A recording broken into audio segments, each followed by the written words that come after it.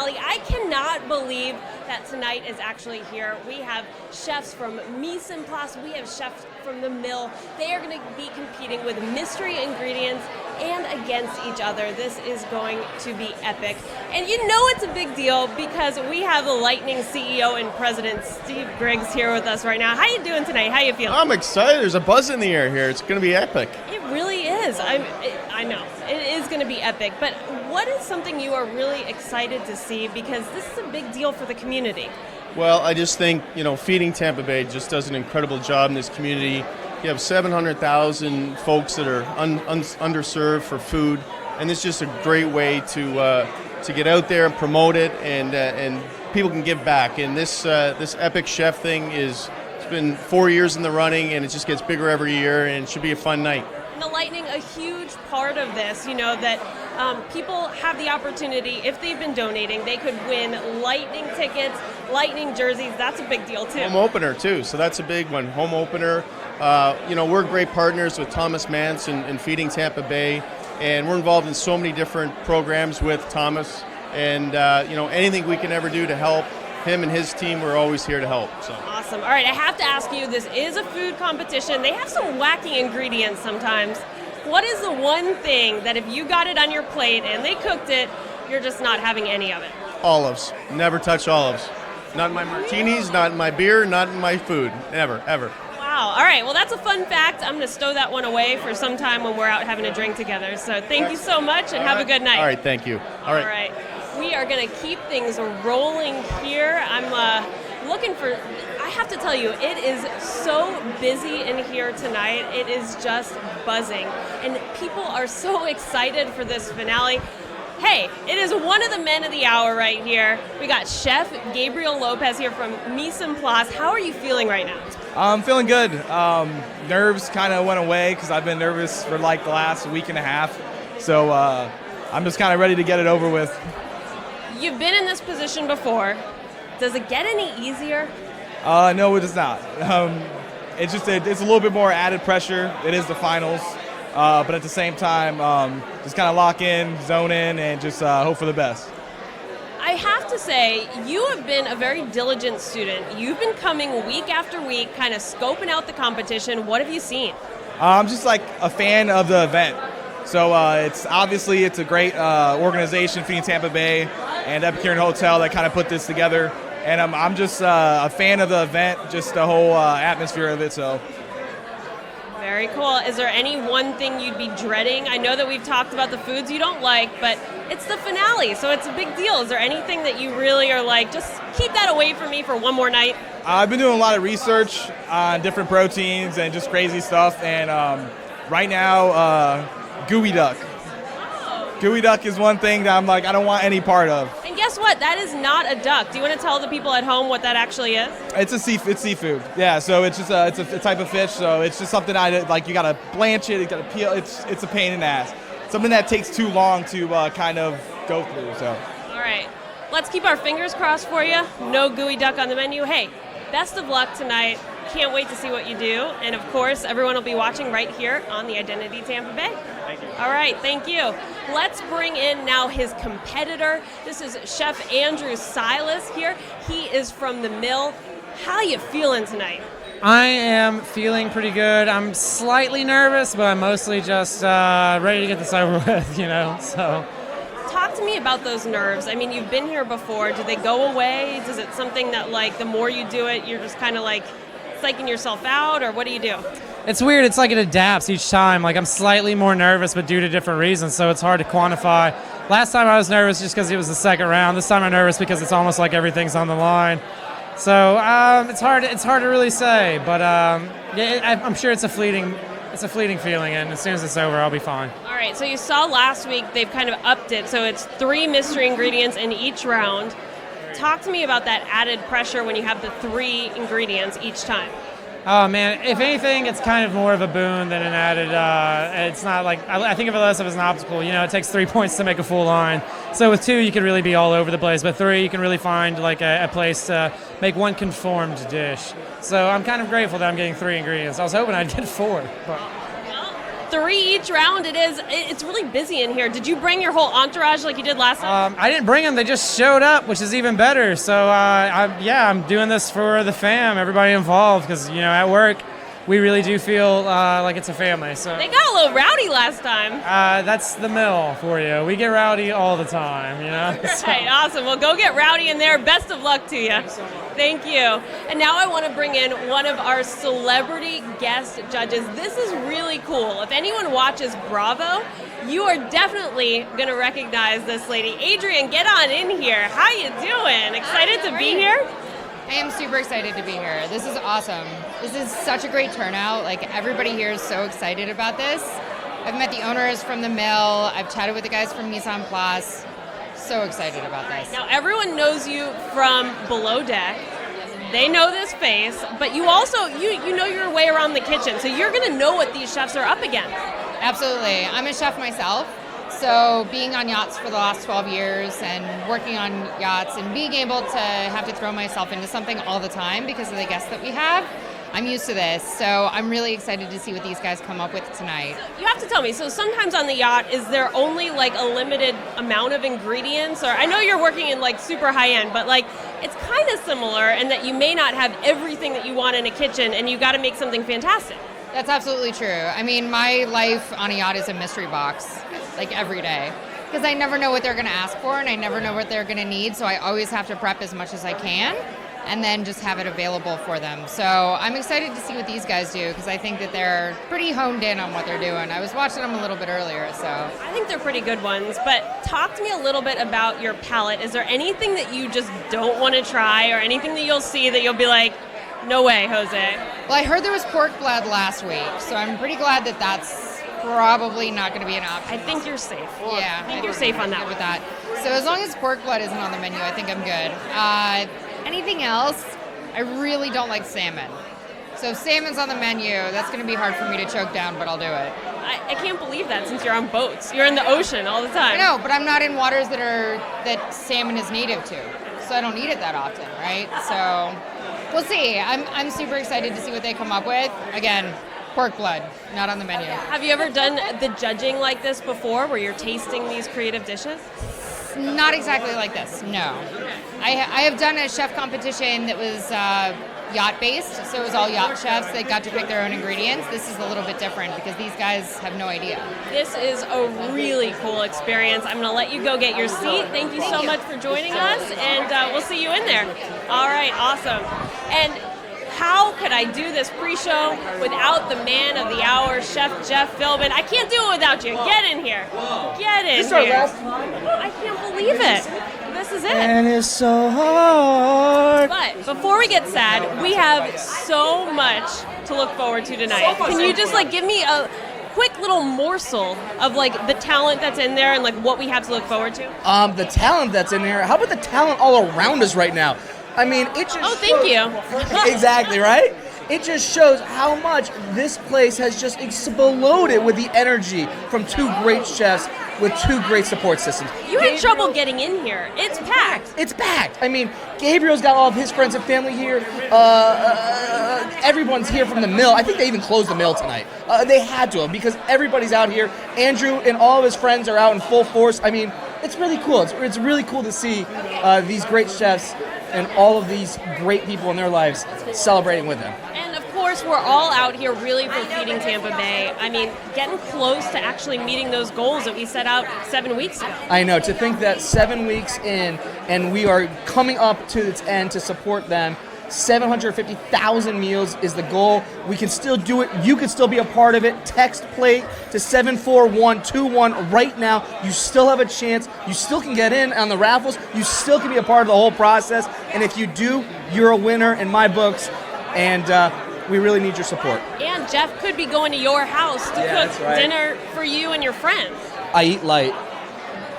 No, I'm kidding, but you're going to eat fine because I'm totally going to have some fun with you. I was like, really? I know, it's like that bad joke, but then I realized they're watching. there's no response. So it's like, wait for that one weird laugh in the crowd, like, not happening. So What are you dreading tasting? Is there anything that you're like, ugh, I don't want that? Or have you just like seen it all at this point and you're like, just bring it on? at this point, you go with it. This is the championship. It's the battle of the bays. We're expecting the best. We're expecting the most out of these two chefs, and we're expecting the best ingredients to come through. So you just got to go with it. And at the end of the day, 30 minutes, have fun, and just live in the moment. All right, are you going to save me some bites? Because I'm going to be in there with you tonight. If you're going to be in there, I'm saving you the bites. You get them. It's going to be a win-win for everybody. Awesome. All right, what else you most looking forward to? Any one highlight of the night? Because, you know, we've done this for 7 weeks now. Phil Esposito. I'm not going to lie. I got cleaned up for him tonight. I'm literally wearing my... Tell all the folks at home. Phil Esposito is here tonight. I mean, he is the reason we have the Lightning, okay? I'm wearing my Lightning Bolt shirt for him, and this hat is an homage to Tampa. I mean, when I was on the show, it was this, backwards. You could never see the back of it, but it was because the logo. You couldn't see a Lightning logo, but I always wanted everyone in Tampa to know, like, that's our boy, that's our guy, that's Chef Jeff. And that was a Lightning hat behind it. So, and he's judging tonight. He's judging. I get to be with him, and he's a lot of fun. I got to pull him aside already and get a little routine going and everything, and it's really fun. The energy's really great with that guy. All right, where are we at on timing right now? Are we getting close? I think it's game time. I think it's game time. I think, but this is our last pre-show, so I think we got to dance it out. We got to dance it out. We got to dance it out. All right, so let's. I think we're good at the shoulder shaking. Let's just do some shoulder shakes. Shoulder shake. Woo! Finale! Finale time, baby. Finale time. All right, stay right here because we are going to be streaming the entire thing. You can win prizes. Again, keep it locked on the Identity Tampa Bay. Boom. See ya.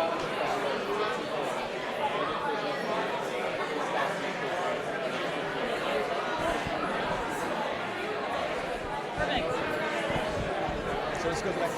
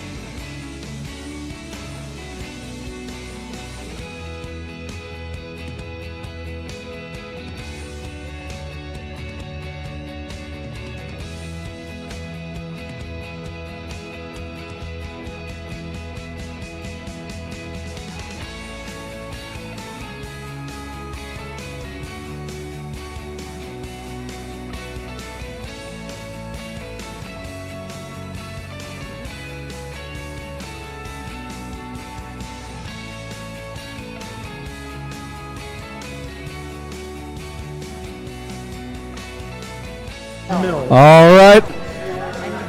All All right, hold on. right. I'll tell you right now. All. The hell is this? I think it's a present. Perfume? I don't think so. Doesn't smell like perfume. All right, if I can get everyone's attention, and if you could all start, please, taking your seats, we will begin in just a minute. No, it's in St. Pete. It's in, near Vinoy Park. Oh, wow. Oh, thank you. Thank you. All right, do you have your mic on? I do. Yeah. I wrapped it around. Does mine seem like it's in a appropriate? That's perfect. Yours is less visible than mine is. I just wrapped it around and I locked it on my, I have like a little I think I'm belt. just going to leave mine here.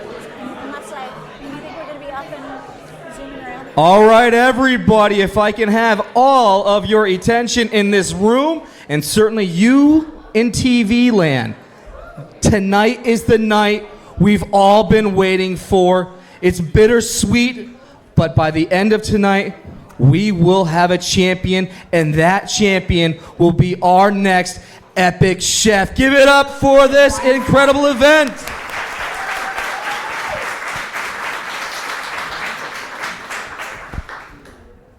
Six chefs have gone home. 2 remain. A battle of the bays is upon us, everybody. We have 2 of the most incredible restaurants representing their incredible hometowns, their chefs, their restaurants, and their pride on the line tonight. We have none other than Mise en Place in the house.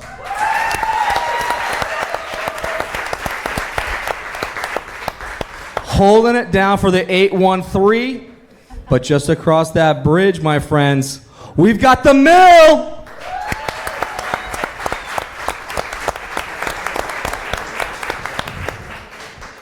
Andrew, how exciting is it? It's so good to have you here tonight into what should be an incredible evening. 2 dishes stand between you and the title. What's going through your head? The boat ramp? The same thing that was going through my head last week. You know, I've been doing this for a while, so I'm just going to come in here and do the same thing I do every single day. And that is? Cook my heart out. Cook your heart out. And you know what? For those of you who have not had the chance to know a little bit of Andrew, here's a quick little video for everyone at home.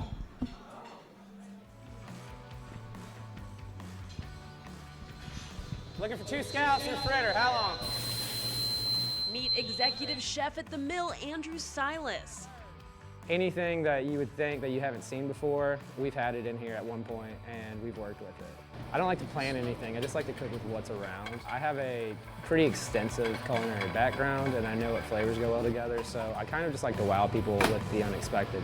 With a healthy dose of confidence, he's ready to show out at the Epic Chef Showdown. So it's like a really healthy rivalry that we all have anyway, and it's just in our nature to kind of think that we're the best. So it's a good opportunity for us all to kind of put our money where our mouth is and really just bring it to the table. It's fun because we actually get to challenge ourselves and we get to push ourselves further, you know. It's not really me competing against other competitors, it's me doing the best I can with these ingredients, and I should be doing that anyway. Coming up with the daily special is part of what Chef Andrew has to do every single day, and he says having to go through ingredients and coming up with something on the fly, well, that keeps him on his toes for this competition. I actually get to do the thing I do every day, but with different people, different ingredients, in front of an audience. And that to me is fun. Chef Andrew is ready to cook just about anything, well, almost anything. Bone marrow is always fun to work with. It's not something you see a whole lot. We've worked with urchin before. We work with so many different types of ingredients. So there's really not going to be anything that can confound me too much, just because I've already been confounded here and other places. I've already seen like the craziest ingredients. Rice is my weakness, believe it or not. I've never been good at cooking rice. I don't know what it is about me. I think I just can't let it just sit there and cook. I have to always mess with what I have there. Is this a trick? Are you guys gonna put it in my basket? No tricks, Chef, just some mystery. It's all just a formula. You want to do the perfect amount of salt, the perfect amount of seasoning, the perfect amount of butter. It's just cooking it right. So cooking it with love.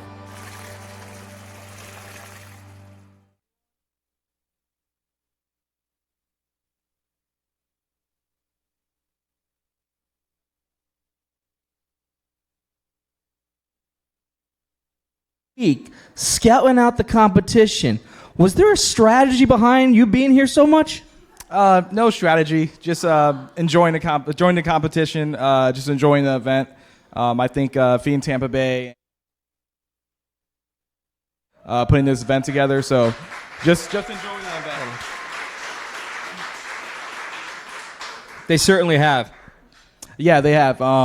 So just coming to support the event was the main reason for coming all those days. Love it. And you know what? I loved seeing you out here because it showed so much of a passion for food, the community, and just really kind of being a part of the whole process. And that was really cool on your part, too. So if you all have not had the chance to see Gabriel Lopez here every week, sitting out there scoping out the competition, here's a quick video for you all to enjoy.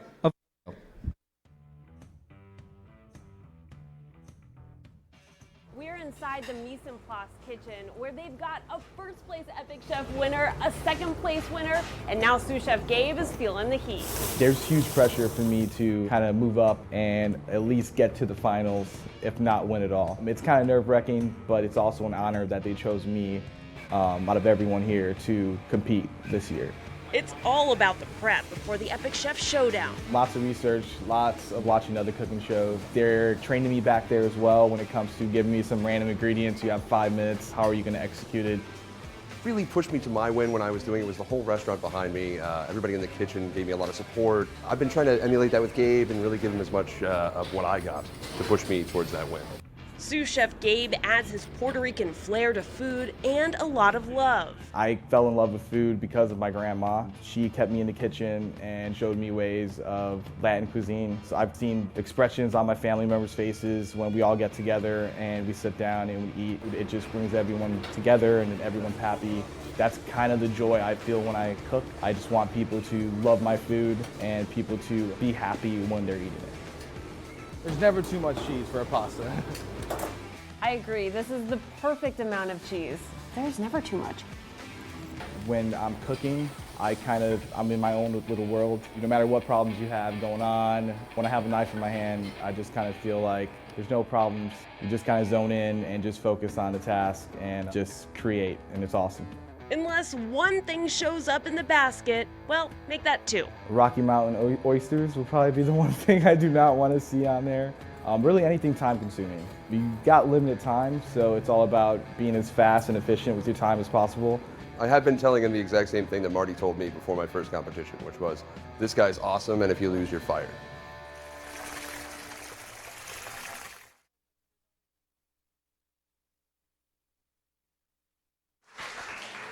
And just 60 minutes separate these two chefs with creating 2 incredible dishes that are going to wow our judges tonight. First course, 30 minutes to complete. Second course, 30 minutes to complete. Gentlemen, are you excited? You nervous? Do you want to know what you're cooking for round 1? I'm ready to see it. All right. You guys all excited to see what they're going to be cooking in round 1? All right, on the count of 3, keep those claps alive for me. On the count of 3, pull those curtains, all right? Keep those claps going. 1, 2, 3. In round 1, they will be cooking with whole tail yellow snapper, Velveeta cheese, and Vienna sausages. Andrew, tell me, my friend, what are you thinking right now seeing these ingredients in front of you? I mean, that snapper is staring at us right now. And it looks fresh. I'm excited to use it. I've been hoping I'd get a whole fish at some point, and there they are. Nice. There it is. That is going to be a fun one for round 1. Gentlemen, do you want to know what you're cooking in round 2? Yes. Should we let them know what they're cooking in round 2? No? No? Should we show them? Should we show them? I don't know. Let's show them. Let's show them it. All right, keep those claps going for me here, everybody. On the count of 3, pull back those curtains. 1, 2, 3. In round 2, 30 minutes to cook an incredible dish using soba noodles, Coca-Cola, and whole duck. Mark Pitts up there's got to be excited as anything. Coca-Cola going to be a shining star just as much as Coca-Cola has been a great partner for this incredible opportunity for feeding Tampa Bay. Now, 30 minutes. Come here, Gabriel. 30 minutes. Soba noodles, Coca-Cola, duck. Nervous, excited. Round 2. Tell me what's going to happen. A little bit of both. Right now I'm just trying to focus on the first basket, and as soon as I get something, I'll start thinking about the second one. So I'm kind of zoned in on the first one right now. There you go. And you know what? We're not going to hold you much more to it. Should we start the clock? Should we get them excited? Round 1. Let's get this crowd going, everybody. Keep those clouds getting louder. I need them louder. This is the finale, everybody. I love it. Let's give them a countdown. 10, 8, 7, 6. 5, 4, 3, 2, 1. Boom! Clock starts. 30 minutes to cook the most incredible dish that they will have ever seen using snapper, Velveeta, and Vienna sausages. These dishes are going to be judged by a panel of some esteemed folks here in our community and from all over. And we are joined here with none other than Pulitzer Prize finalist, James Beard finalist, your food critic from the Tampa Bay Times, Miss Laura Riley, everybody. Laura, it is so good to have you here. Thank you so much for being here tonight. I'm thrilled to be here.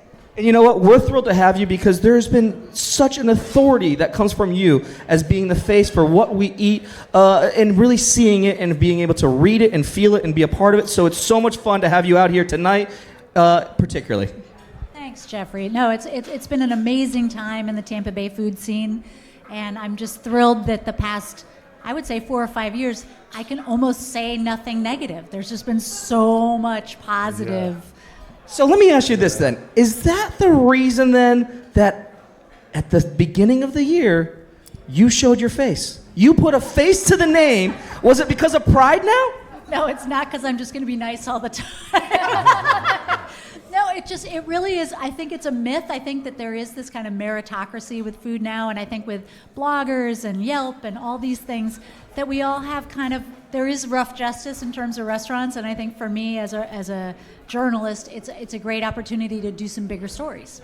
It really is, and I'm always excited to read some of your bigger stories. Farm to Fable was one of my favorite things you've ever... Did anyone read that one? Honest to God, you put light on a subject that needed to be told. You brought awareness to it. You tied it locally to some of our chefs here. And when I was out there on MasterChef, I had to sell Fox on Tampa. Originally, that was not the plan, but I said it was... Did I mess you up? Not at all. And you know what? I was able to use so many incredible chefs that were highlighted in the right way to say that this is the scene of scenes to be a part of. This is the area that you want to highlight. And you know what happened? Tampa was the most name-dropped city on that season. So you know what? There is a cool scene right here in Tampa right now. So Laura Riley, everybody. We are also joined here with none other than Bravo's first season from Below Deck, Adrian Gang, everybody.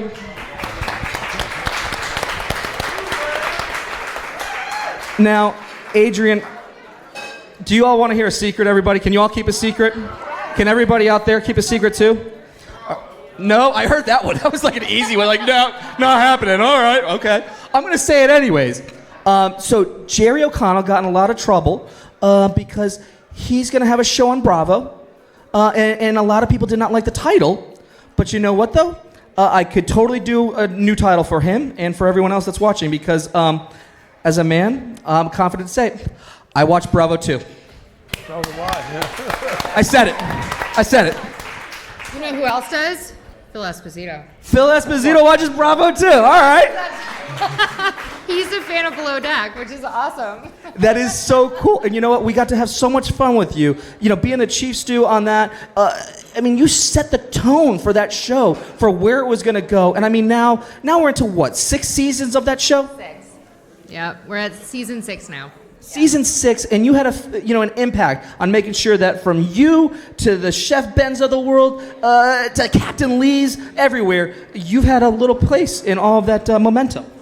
I'm excited that I had the chance to do it. I'm just humbled by the fact that anybody even watched the show, to be honest. Well, I watched it, and Beth watched it, and then we started watching other things on Bravo. Southern Charm. Did anyone watch Southern Charm?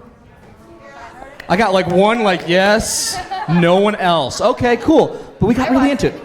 I watched it. Very cool. And I'm glad that we got to do that. And here's someone that we can all watch.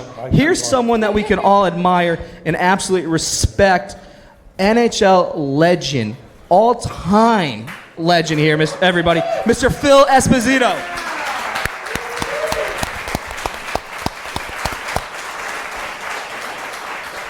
You've set the tone on so much of the game.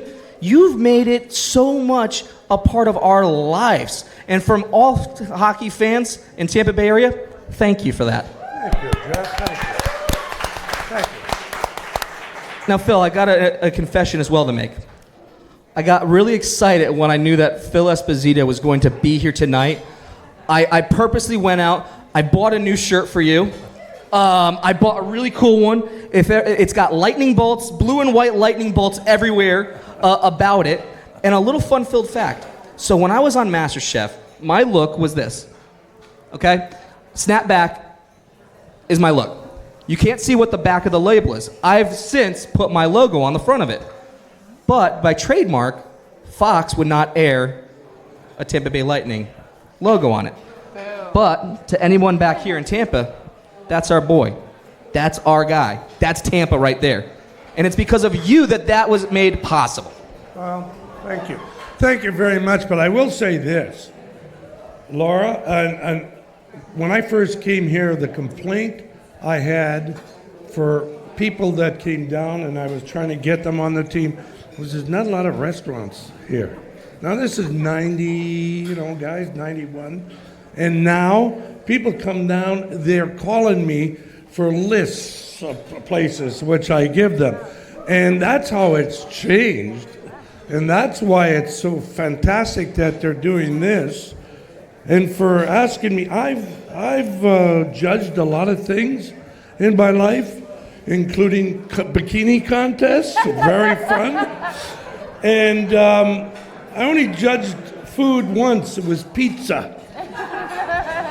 And this is the second time I'm going to be involved in that, and I've got to judge good food, and I'm not sure I'm able to judge good food. I cook in the house, so I'm not sure how good my food is compared to this, so we'll see. Well, you know what? So if you're cooking a dish at the house, what's the dish that you're cooking that everyone's got to try, everyone's got to eat because Phil Esposito's cooking it? At my house? Yeah. Well, I do it for my grandkids, and it's turkey tacos. Turkey tacos, all right. So what makes your turkey tacos so special? I don't tell that one. There's one little thing that I put in there that I can't tell. Well, you know what? The kids have asked me, and I won't tell them, so to hell with telling everybody else. You sound like my mom there, because my mom is a great cook. She's the most inconsistent cook. Not to say one time it's good, the next time it's bad. There's always something different. I always say to her, hey, Mom, what am I tasting? What's different this time around? Well, I added another ingredient. Well, what is it? Love. Have you ever heard of smelts? Smelts? I have not. What are smelts? Has anybody heard of smelts? Freshwater smelts? When I was a kid, we would literally go out where I grew up in Canada, and when we ran, you put a net in there and you'd come back with a whole thing full, and my mother would just cut the head off and the tail and take the spine out, and you deep fry it, and you would eat it with dandelions, which we called chicoria, which was dandelions before the flower. And we'd all go out and pick it, and they'd be watching. And that feast in that smelt season was something that I remember so much with that, because my mother would give me a little glass of wine, too, with it. You know what I mean? That's awesome. And you know what? We're going to have a lot of fun tonight. We got the wine flowing. We've got the food cooking. And you know what? We're going to find out in just 20 minutes who's going to be in round one. But you know what? We're going to start off tonight with Thomas Mance. Come on down here. Thomas Mance, the executive director for this incredible organization and Feeding Tampa Bay, would like to say a few words. Good evening, everybody. Thank you for being here again for the finale, hard to believe, of Epic Chef number 4. We'll do a lot of thank yous later, so I want to just kind of reset while we're here. One of the things we love about Epic Chef is it's an opportunity for us to celebrate food. Laura and I were talking before we started tonight. One of the things that we believe very strongly in is food is one of the things that binds us all together. It's one of the things that brings us together. It's one of the things we celebrate around. If all of you thought for a moment, there's probably not something important in your life that you didn't do around food. So whether it's your Thanksgiving meal, whether it's the first breakfast for all the kids that went back to school, whether it's a particular item that you cook for those that you love, food is something we celebrate, we care about, and it creates an identity for all of us. What we at Feeding Tampa Bay do is very simple. We make sure that those moments of connection and opportunity are there for all the folks in our community, not just some. So we appreciate the opportunity to do this. We celebrate the gifts of the chefs that are willing to do this, the restaurants who are here with us, because it allows all of us to come together around a meal. We are here tonight having a great meal with us and with these chefs. And hopefully as you walk out from here tonight, you remember who we are, what we do, but how important food is in your life and how important food is in the role of the lives of all of our folks in the community. So thank you for being here. Thank you, Epicurean, again. And Jeff, thank you for another terrific Epic Chef. My pleasure. It's been my absolute pleasure to do it because there truly is a need in this area to be a part of this entire process. All of you at home can be a part of it as well. It's still not too late to get a part of this. Text PLATE to 74121. Donate a minimum of $25. A matching donor, anonymous. If you are watching, if you're here, pull me aside, find me. I really want to meet you because it's something so cool that you did to make this possible, to do this. But every dollar counts to help Feeding Tampa Bay serve out their mission. Did all of you take a photo when you came in this evening? You all took a photo with a plate. Did you not? All right. I want you all right here in this room to also take out your phones. It's 2018. You've got those photos saved on your phone.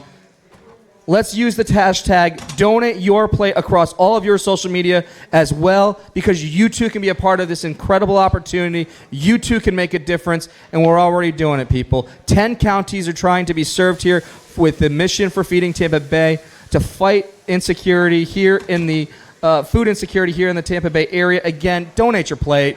And you know, Kevin, don't go too far, my friend. You've been a huge part of all of this by being an incredible host and doing so much here within the Signature Theater at the Epicurean Hotel. Kevin Scott, everybody.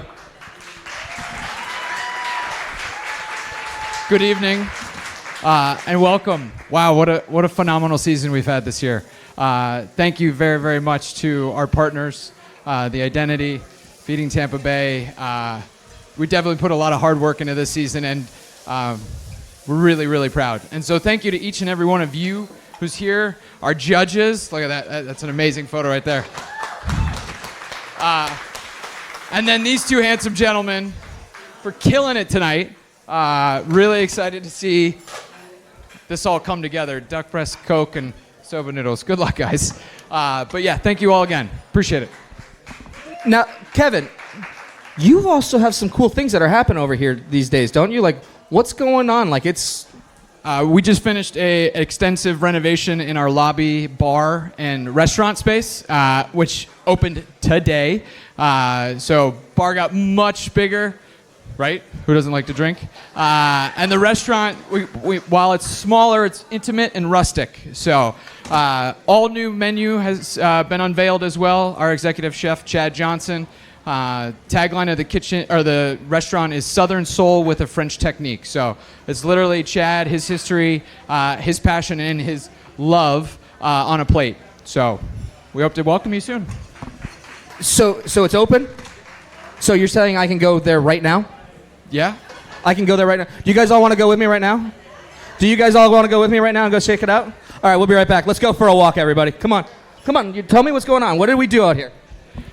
So ultimately out here... Whoa, are you guys all here for Epic Chef tonight? All right, you guys are all here. Let's give it up. Who are you guys here for tonight? You guys are the Mill. So the Mill's got some friends in the force tonight. That's awesome. All right, cool. Mise en place also got some love in the house tonight too. All right, tell me more about what's going on here. Let's go. Let's see what's going on. We're walking. We're talking. So fully activated space out here in the pre-function space.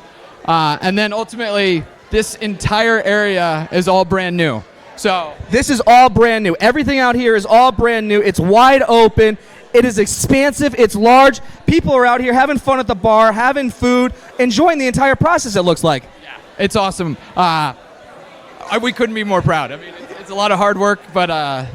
But you did it. You did it. You guys having fun out here? Everyone's having fun. Are you guys having fun out here too? You guys are kind of quiet. I thought you guys were going to be a little bit louder right now. I might have to go back inside. I'm going to have to go back inside. It's too loud. It's too low out here. It's too low out here. We got to go back inside. Check everybody out. Did you guys all see everything that's going on outside the room? How cool is that right now? Now this is the place to come to. Bigger, better, and now with a new, fresh twist on it. And you know what? This is just going to be wild to see what's going on. The smells are incredible in here. The fans are going. Kevin's working his magic, making sure that the airflow's going. Andrew, you're stirring in the Velveeta already. What are you doing? Honestly, I'm just thinking about both rounds combined, so I'm trying to use my time effectively. I've already kind of got to start on the second round, making sure I'm set there. And I'm hoping this first round's a no-brainer. I'm going to do a little bit of a cheese sauce, obviously. I love any sort of pork processed product, so I'm going to use that effectively. Hopefully it has some sort of lardon. Okay, so you're going to bring out that lardon. That's been a weapon for years, it looks like. You've been cooking a lot with the bacon, bringing out a lot of that smokiness, a lot of that fat, a lot of that flavor in those dishes. So I hope that it works out very well for you. Gabriel, walk me through a little bit. Are you smoking something right now? Yeah, I'm smoking the snapper. I'm going to do a little smoked snapper crudo along with pajin, which is a Korean pancake. I added the Vienna sausage and some of the snapper into the pancake with the Velveeta cheese. I love that you have brought out the tools tonight in full force. You right now are smoking that snapper. My hands will go off to you, my friend. Seriously, that's some technique. That's some skill. That's some Lex Neville stuff over there. I mean, you just totally are trying. I'm going to get out of your way for that pancake flip right there. Look at that. That is the true master in his craft. 13 minutes to go. Let's keep the energy going in this room, everybody. So, Laura, you've seen what they're doing. Gabriel is smoking his snapper right now. That's like next level stuff right there. Absolutely. I'm just so glad it's not like Pop Rocks and pickled ramps. Well, we knew that we had to bring out, when we're bringing the best here tonight to judge at a finale, they're going to get the best dishes. So we had to do it right. All right, so you've seen those competitions that are like the complete shock and awe ingredients. And I'm going to say Velveeta, that's a little bit of in that kind of high-low kind of category. Vienna sausages, we've all eaten them like when we really have nothing else to eat on a camping trip, right? Oh, absolutely. That's exactly what's coming out of the bag because they're already dried, they're already smoked, they're cured, they're ready. You can just open the pop, go right to town with them. So how do you really elevate that ingredient? I don't know. We're going to see. But like the snapper, there's a lot of good snapper around here right now. So let's see what they do. It's smelling good on the fish front. It really is. And Adrian, you've worked in some tight environments. I can only imagine. Being on boats, boating is a passion of yours, being on the water. Bigger, smaller than what you're thinking for the space that they're working in comparison to some of the kitchens you've worked in. I mean, this is massive compared to what I'm used to. I'm used to a coffin, really. A coffin? All right, so look at the refrigerator, and that's what I normally work in. So you got a small little space to work with. Now, have you ever had pressure like this, 30 minutes to cook a dish like this? I mean, I'm sure you've had someone on some boat have said, get it now. Have you ever had somebody wake you up at 4 a.m. for lobster Newburgh? Because I have. No, but I'm waiting for my son to do that. And when he does, high five to him because that's literally my food baby right there. Like that, little dude's got it. At 4 a.m., it's a little daunting, I'm not going to lie. But I can only imagine. I still haven't seen 4 a.m. in a while. Oh, you know what? I'm super impressed with what these guys are doing already and the techniques that they're using. The smoking is one of my favorites. all of this just looks awesome. I'm so excited. And it really does. And it's going to be just awesome and incredible. Now, Phil, you've played for the Blackhawks. You played for the Bruins. You played for the Rangers. You played and brought to us the Lightning. Four incredible cities, though, with 4 great food scenes. All 4 of them. Which one was the favorite? Well, as a player, Boston, because I was at the top of my career. You always, people are the same wherever you go, as far as I'm concerned. Situations change, but people basically are the same. You either are good friends or you like each other or you don't. And I always thought that New York to me was huge, and I wasn't really keen about it at the beginning, but I made the best investment I ever made in my life. I bought a townhome on the west side when it wasn't fashionable and was able to live there in the luxuries of only what a New Yorker can, and the only way you can enjoy New York is if you made enough money to enjoy it. Otherwise, it sucks. It truly can be. Growing up in Connecticut, I had the privilege of going into the city quite a bit, having some great restaurants, but it's an experience in itself.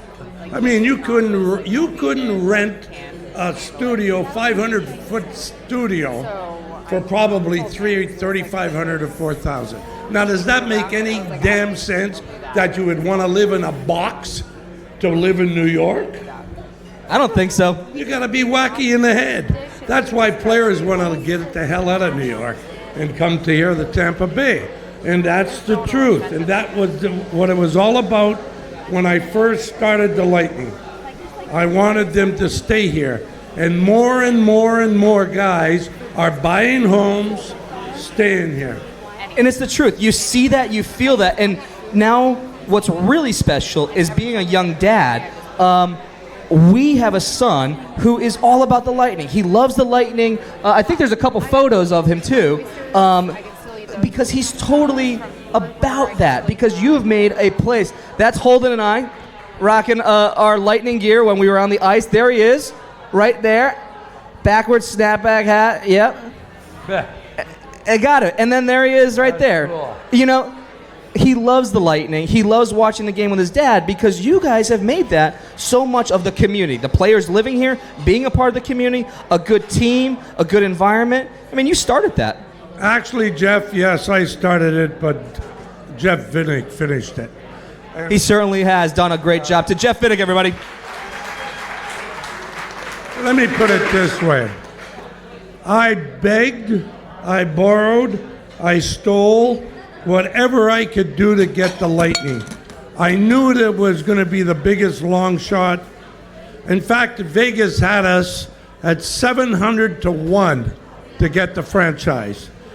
I don't know why I didn't put $100 on it. I was a stupid son of a gun. But I should have. And we ended up, I remember going to Japan and trying to raise 33. We had raised 22 ourselves and $33 million for the franchise. And I remember this so vividly, sitting at the Imperial Hotel in Tokyo, doing business and drinking tea and all that. But every time I said the word hockey, they brought me a bottle of sake. They had no idea. I love that. You know what? I love that. For it. And they paid for it. And they paid for it, everybody. We've got 6 minutes, a little bit more than 6 minutes to go. We're going to have a little bit more fun in this whole room tonight. And you know what? We're going to have our first drawing of tonight. You all had the chance to be a part of this incredible special moment here. And you know what? We're going to the Lightning. Okay.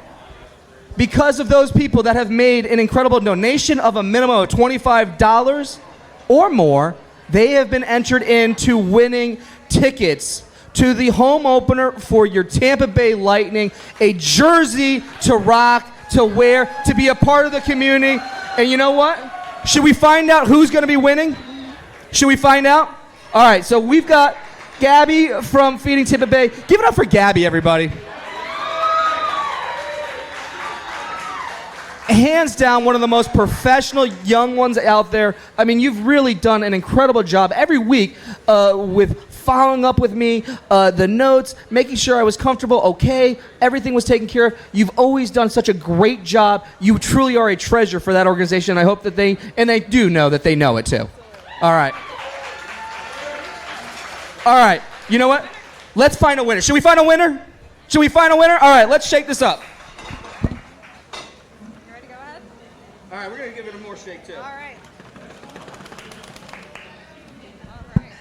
Keeping the theme alive, we've got a salad spinner because we want to keep it in food. We're going to keep pressing. We're going to keep tossing it. We're going to have some fun. We're pulling out a name.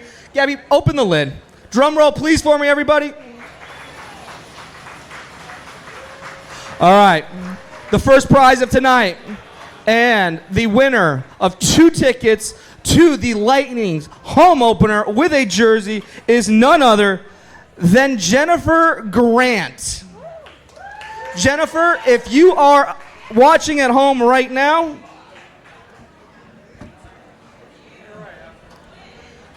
this is what you've won, my friend. You're going to go see the Lightning. You're going to be wearing a signed jersey. You're going to be having some fun, and you are going to be contacted with Andrew from the Tampa Bay Lightning. We're going to keep this here. We're going to follow up with you in just a little bit. Thanks so much for being a part of this, and don't stop being a part of Feeding Tampa Bay's mission.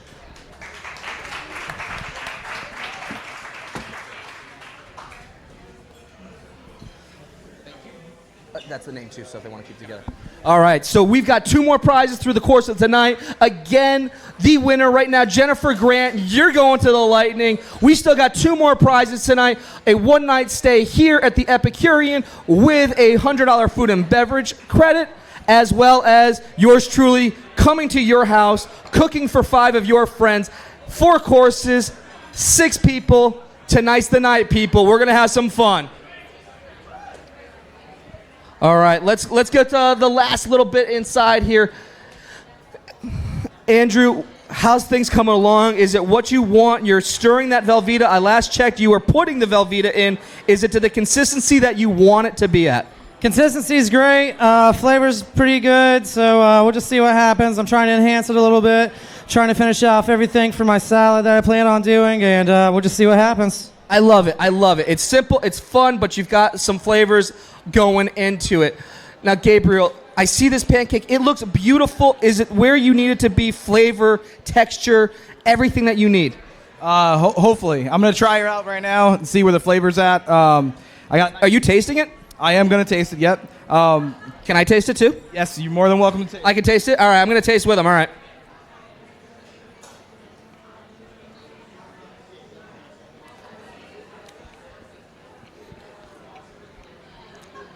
It's light.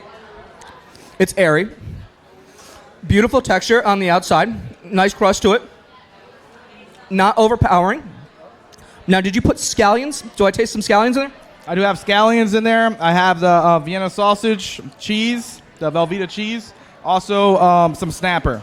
And the snapper. And you know what I really like? You went all out because I'm thinking of these ingredients myself. And I'm going, why not just play it easy? Make a nice little bit of a fritter. Take the fish. Take the Vienna sausage. Make a beer cheese soup. No, that's not going to be what you're wanting. You're going all out and going to the next level, it looks like. Yeah, creativity is a big part of the point system, so I want to stay true to that. All right. All right, and just 1 minute, 50 seconds to go in round 1. This is exciting and electric. Everybody. Kevin? So Phil doesn't do dough. Okay. So if you want to throw him a curveball, throw them a curveball. Okay, all right, I will. Got it. All right. 1 minute and a half left to go. Laura, 90 seconds. What are you thinking is going to happen? What do I think is going to happen? Well, it's hard to totally interpret from the smells that are emanating from over there. Well, I'll tell you, the pancake over here that Gabriel's doing, that's going to be with that snapper crudo that he smoked. I think you're going to be in for a treat. All right, so if there's crudo on one side, there's got to be the Velveeta and Vienna sausages have to be somewhere else. So there has to be like a comfort food component to it. Without a doubt. Everything's got to be woven in right. Everything's got to shine. And everything's got to be shining so well that you judge them well, and that one can be able to be a winner. In the next 45 seconds, we're going to find out who's going to be a part of this. Are you guys excited? 40 seconds remain in round one. They had the snapper. They had the Vienna sausages. They had that Velveeta. I don't know why someone didn't do something totally just outside of it and just do something simple, but this is what a championship round, a battle of the bays brings out in these two chefs. We're going to count them down at the 10-second mark, everybody. So, in the 10-second mark, I want everyone to be counting with me. 9, 8, 7, 6, 5, 4, 3, 2, 1. Time is up. Step away from your plates. Time is up in round one, everybody. Andrew, will you join me on this round? 30 minutes, 3 ingredients. You got it done. Barely. You know, this is probably my toughest round yet. This was a real curveball. And I was hoping to open the baskets and look at you and be like, where's the twist? But immediately I was like, no, there it is. It's right there. It's in front of me. It's in my face. It was staring at you. I mean, you couldn't get that much more of like, where is it? Oh, it's right there. Yeah, the first thing I thought was just, I'm an Alabama boy in my heart, and I went to a lot of church camps, and we had a whole lot of like beanie weenies. So I was just like, well. You had beanie weenies. All right, I gotta ask. I don't know if I want to ask. What's a beanie weenie? You're going to feel dumb when I tell you, but it's a bunch of beans and some weenies. It's just that. No. Just beans and weenies. That's it. All right. Sounds like a plan. But you know what, though? That's not what you cooked tonight. Tell us what you did. All right, so tonight I did a charred frisee as a base. And then I made a Velveeta and jalapeno green onion cheese sauce on top with a little bit of paprika spiced Vienna sausages. And I used the paprika because in my head I did a chili seared snapper. I was just kept thinking chili. I kept thinking the flavors that you get when you're camping out with your bros when you're a little boy. So I just hope that those flavors really elicit a response from the judges. You know what I like about that is that cooking really brings out an emotion, right? It brings out a little bit of nostalgia sometimes. It brings out your experiences. It brings out some of your stories. And you were able to weave an entire dish in through a story. I certainly hope so. You know, I just cook what I know, and so that's just where I was starting from. Just sucked me right back into being like a 9-year-old at church camp, so. I love it. You know, when I was on MasterChef, that is really it. It's really about the story. It's about the passion because, you know, I have so much respect for the Tampa Bay scene. I have so much respect for our chefs. I have so much more respect for our sous chefs because you guys are the most important part of where everything's going. You're just one dish away. When I was on MasterChef, it was about telling a story. It was about passion. It was about family. And you know what? You and I had a very similar take on that, and that's really cool that you were able to weave those elements out. Yeah. So I just hope it tastes good. You know, I just tried everything, and it tasted fine to me, but we'll see what the judges think. All right, and you know what? We're going to go find out what they're thinking right now. All right. Laura, we're going to start down here with you first. First impressions. Well, I love the Beanie Weenie story. I know, right? It's a Beanie Weenie story, everybody. I don't know, like that got me, like, so you got the Velveeta going, the Velveeta cheese sauce, which, let's face it, we all kind of secretly like, right? I'm not gonna lie, I love Velveeta. I mean, it's you're smiling, going like, it's a secret confession right there, all right? You all learned that I watch Bravo. We just found out that our friend right there likes Velveeta cheese too, okay? It's people helping people in stories tonight, everybody. It's not a cheese, it's a cheese food, right? It's pasteurized cheese food, that's right, the product. But you know what else also? It's celebrating its 100th anniversary this year. Did you know that? Yeah, I did, actually. 100 years this year is Velveeta. Happy birthday to Velveeta. All right. We've joked around enough. Tell us a little bit about the dish and what you're tasting. So I haven't tasted yet, but it definitely has a little bit of a Spanish vibe. So like, see if my fellow judge. I will. I will keep moving, and I will find out. Adrian, you've got a few bites into it, but only a few. Is there a reason? Just a couple bites? I'm not done yet. I'm savoring at this point in time. I think the sauce is incredible. It's got a lot of flavor to it. It's not just a cheese sauce, which is great. The seasoning on the fish is incredible. Really? So he nailed it with the seasoning, and that's a huge piece. And I think that the usage of the Vienna sausages as a garnish is actually a pretty cool idea. It looks kind of fun, too, because it really kind of plays off of the texture with it as well, not just from the presentation, but you can really get something that's fully composed in a dish. And weaving it all together, a charred frisee salad? I love it. I think it's great. The teeny weeny aspect. The teeny weeny? I think you have to dance when you say that. I think you guys all want to do a little, shake right now? Let's all just do it and just make ourselves all look like fools, should we? All right, everybody together right now. Thank you, Bill. He's already going for it. All right. We're going to just go like this, all right? When we do it, we're going to go teeny weeny, okay? Everybody, let's make sure everyone's watching here. Turn the camera around for this part. Everyone's got to be a part of it. We're all doing it. We're turning the camera around for this part. All right, on my word here. All right, teeny weeny, and then we're going to do that little shake, all right? All right, teeny weeny. Teeny weeny. We just totally did. You guys are all part of something really special. You know what? That's what it's all about. We're going to have some fun tonight. I love it. And she loves it. That's very cool. Phil, how is it? What are you thinking? What are you tasting right now? I don't like fishy taste, and I taste fishy. Uh-oh. I'm sorry, but the Velveeta cheese sauce is making me think about my mother, because she used to say Velveeta on everything from macaroni to potatoes. And that's so cool. I mean, that's so cool.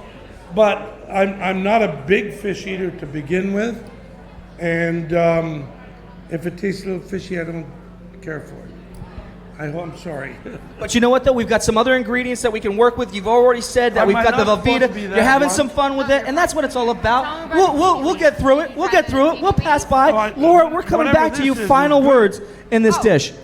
So I will say, with a blackening spice like this, and the Vienna sausage, and the Velveeta, you got to watch the salt level.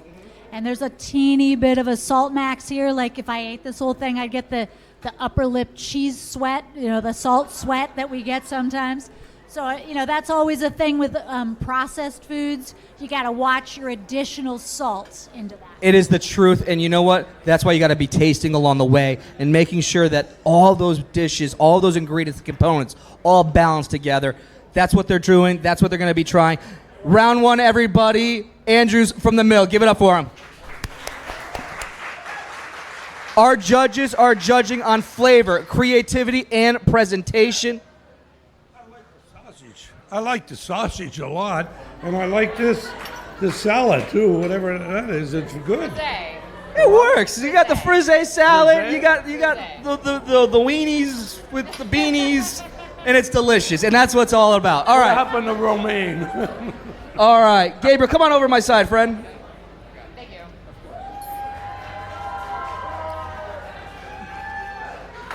The peanut gallery out there is going nuts for you, dude. I just say your name and everyone's cheering, everyone's hollering for Gabriel Lopez.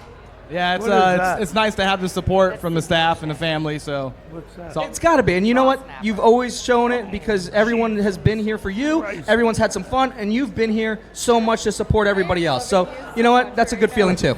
Yeah, definitely. Thank you. All right, so 30 minutes, you had to create a dish with Vienna sausages, yellow fin snapper, it's yellowtail snapper, and then you also had the Velveeta cheese.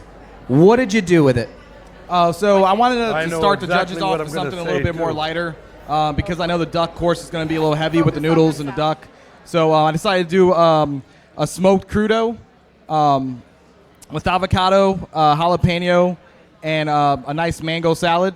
Also, I have a hamul pajan, which is a seafood Korean pancake, also with Vienna sausage and Velveeta cheese. And you know what? My favorite part about what you were doing there was the technique. We have not seen anybody in any of the rounds smoke any component of their dish.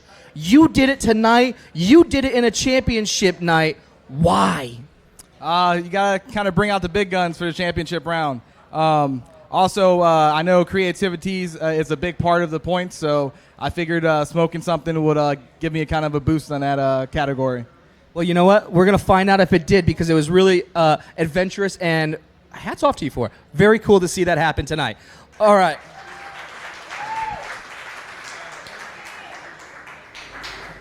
Laura, we're going to start back off here with you first again. So I'm seeing a lot of really interesting elements. I think that there's a very light kind of bib lettuce avo salad type thing. The smoked crudo is really, the smoke comes through, but still has that kind of deftness of touch. I also think that this croquette type thing with the Vienna sausages reads like a Yorkshire pudding studded with Vienna sausage, if we can all wrap our brains around that crazy sauce. But there's something really interesting there, and it's a lovely juxtaposition of texture and flavor and, kind of hot and cold. And I think that's really cool. Going back to the smoking of the snapper, though, that's something where you're taking those ingredients, you're infusing the flavor, you're getting a little bit of a cooking process on it. Are we undercooked? Are we overcooked? Are we tasting the fish? Are we tasting the smoke? For anybody that's not being able to taste it right now, walk us through that flavor. So it reads like a really interesting ceviche of smoke, if that makes sense. So like kind of very lightly cured. It's not cooked by the smoke. It just has like a vapor of smoke to it, and you still the kind of really fresh, kind of briny, lightness of the snapper still comes through. So it doesn't read like that kind of awkward texture of slightly smoked fish. So. Sure, that's awesome. And you know what? And it's a cool technique that we're seeing a lot more, being able to smoke individual portions. And we're seeing that here. And I thought that was very cool. And for everyone that's not really privy to it, for you watching at home, for you in this room, a really cool technique that a lot of you can actually do in your home as well. Adrian, few bites in, how you thinking? What are you thinking? I'm loving the texture conflict here. I think it's amazing. The smoked fish, the cake, like all of it together. And then the salad really brings it home for me. The acidity, the flavor, like everything together is amazing. But the ingredients had to be the snapper, the Velveeta, and the Vienna sausages. Not the salad to be the star, though. So, how are those three ingredients? So I'm trying to figure out, besides a little bit in the cake, how the cheese factors in. Because I really felt the cheese in the last dish. The cheese was a star in the last dish, as was the fish. And the teeny weenies. Anytime we say the teeny weenies, again, what do we do, everybody? We got to do the teeny weenies. We gotta shake Thanks, Ernest. He's doing it for me. All right. Appreciate it. He gets offended every time I say teeny weenies. I can't figure it out. I love it. You don't get these opportunities in life that often, everybody. Thank you to MasterChef. Thank you to Feeding Tampa Bay. Thank you to Where My Life Is At right now. I'm interviewing Phil Esposito, talking about teeny weenies right now. This is a dream. I don't know if it would be a dream come true, because I have not dreamed that dream, but it's a really cool opportunity. All right. What are we thinking so far in this dish? Now, we had the concerns with the last one. It was a little too fishy. Did the smoke take care of that flavor and change it for you enough? Let me put it this way. I never in my wildest dreams thought I would eat raw fish again after eating it in Japan so I can get $30 million. So if somebody comes up with a few more dollars. But anyway, I actually tasted it, and it didn't taste fishy to me. It tasted a little smoky, and I actually didn't mind it. And I really liked the salad, and I love the pancake. And I agree with her, though. I like a little bit more Velveeta in it. Hey, Mama's cooking, all right? Everybody, we need to bring out a little bit of Velveeta, but Mom's got that flavor. You got to do it right. All right. So again, these judges are judging on flavor, creativity, and presentation. Judges, take the last few bites of this. We're going to start them off in just 10 seconds to go with round 2. Are you guys all excited for round 2? I like the cake. They are just one dish away from being our next epic chef. 10 seconds is going to separate us from that clock, and I need your help, everybody. 10.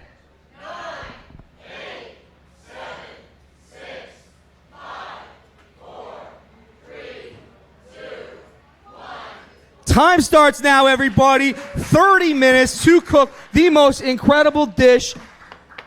Cooking with duck. Cooking with soba noodles. Cooking with Coca-Cola. And there's no one other than Mr. Mark Pitts in the room tonight. Come on down, my friend. Because you know what? Coca-Cola right here, they're cooking with it. There's got to be something in your repertoire right now, my friend, to really know. How are you, my friend? Good. All right. Coca-Cola is being one of the ingredients in this dish. Have you cooked with Coca-Cola before? Absolutely. Coca-Cola has a rich history with food, first of all, and as an ingredient, and particularly in the South. So as I see what these master chefs are doing here, I'm confident they'll be able to reduce that Coca-Cola down, maybe add a little soy sauce, some orange zest. You're talking my language right now. I mean, a little orange zest, the soy sauce. Other things, and I'm sure it's going to be spectacular for my man Phil Esposito over here so that he will really, really like the Coca-Cola flavor coming through. Right? I mean, it's a staple here in the South. It's a staple in 200 countries all over the world. They've got 30 minutes to make that shine. I think they are up to the challenge, but most important, we're proud to be a part of this event, proud to be partners with Feeding Tampa Bay, proud to have great partners in the room, like the Lightning, like Mise en Place, like the Mill, our friends from Florida Blue, my man Dave. So we appreciate being a part of this fantastic event. I miss my guy from Bank America. Had to come back and get him. So this has been a fantastic event, 3 years running. Most of these partners have been around for that long, and we're proud to be a part of it. And we're proud to have you be a part of tonight as well. Thank you so much. Mark Pitts, everybody.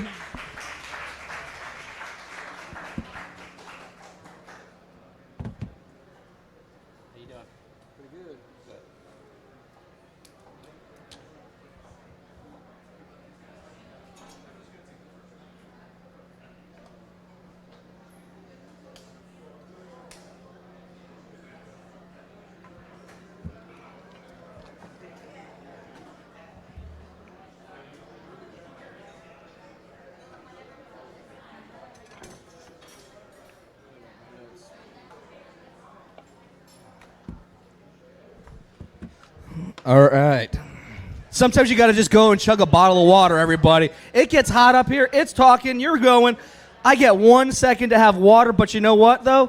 It's all about the love of this community. It's all about the love of this organization. And Florida Blue has such a passion for this incredible mission. Rick Bennett is here from Florida Blue. Rick, come on down as well. An incredible sponsor and supporter of this great event. Here you are, my friend. Again, we just want to thank you guys for being here tonight. We've been with this event since day one as a presenting sponsor. One reason is because we love what Feeding America does. We love what Feeding Tampa Bay does. And if you know anything about Florida Blue, our mission is to bring health, make sure that communities and people in Florida are healthy. Now, for us, what that means is health insurance, of course, but also food. Because Thomas and I have talked a lot about the fact that food is medicine, and if you don't eat healthy, you end up in the hospital a lot more. And so what we can do is make sure that we keep people out of the hospital and having to use our insurance by making sure that they eat healthy. And that food insecurity thing is a big deal. The two of the three things that they had last time, the Velveeta and the Vienna sausages, we joke about those things, being like camp food and all, but for a lot of people in our community, that's their dinner. And we kind of have to remember that whenever we're looking at the snapper and we're looking at the duck and we're imagining how great those pieces of food are for us. We have to remember that a lot of our neighbors are not eating the snapper and they're not eating the duck. what they're eating is the Velveeta and the Vienna sausage, and that's as good as they can get tonight. And so as you make sure that you're doing things like there are going to be cookbooks that are going to be out here later tonight. Make sure that you buy some for your friends. That's something that the Lightning and Florida Blue do together to just make sure that we enhance the mission of Feeding Tampa Bay, but make sure that you buy some of those, because those proceeds will go to make sure that your friends and your neighbors are eating well tonight and for the rest of this year. Thank you very much. Rick Bennett, everybody, Florida Blue. You guys all excited? Should we do another prize? Should we find out who's going to be another winner tonight? It's not loud enough in here. I'm not hearing it. I'm not feeling the energy right now. All right? Are you guys excited right now? Like, comment, everything, go. All right, you know what? Gabby is coming back out here again. Give it up for Gabby, everybody. All right, Gabby, tell us what we are now competing for. What is the prize right now? So this amazing venue at the Epicurean Hotel, you are entered for a one-night stay and a food credit to stay at this awesome hotel. One night stay, food and beverage credit. It could be all yours. If you're watching, if you're in this room, we're going to find out. Let's go shake the salad spinner.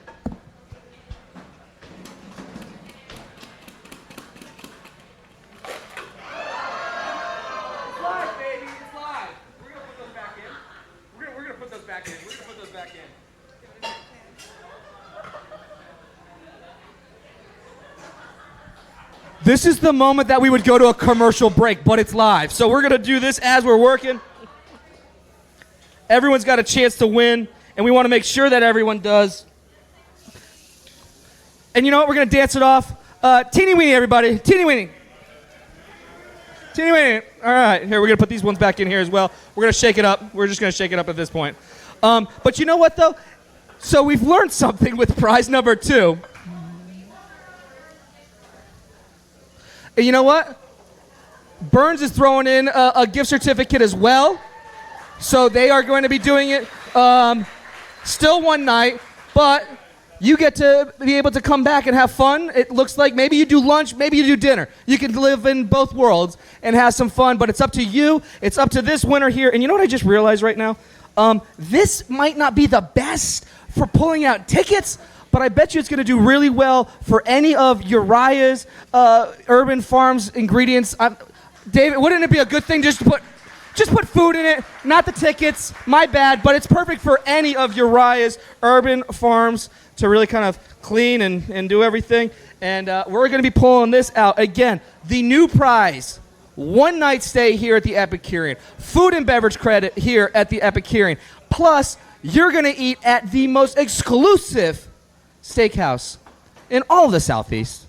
I mean, it's one of the best. It is an institution, and that person that's going to be enjoying it is Leon Robinson. Leon is not in this room. We're going to make sure that you get your prize. We're going to make sure you have some fun, and we will follow up with you in a little bit. But Leon, you're eating good, my friend.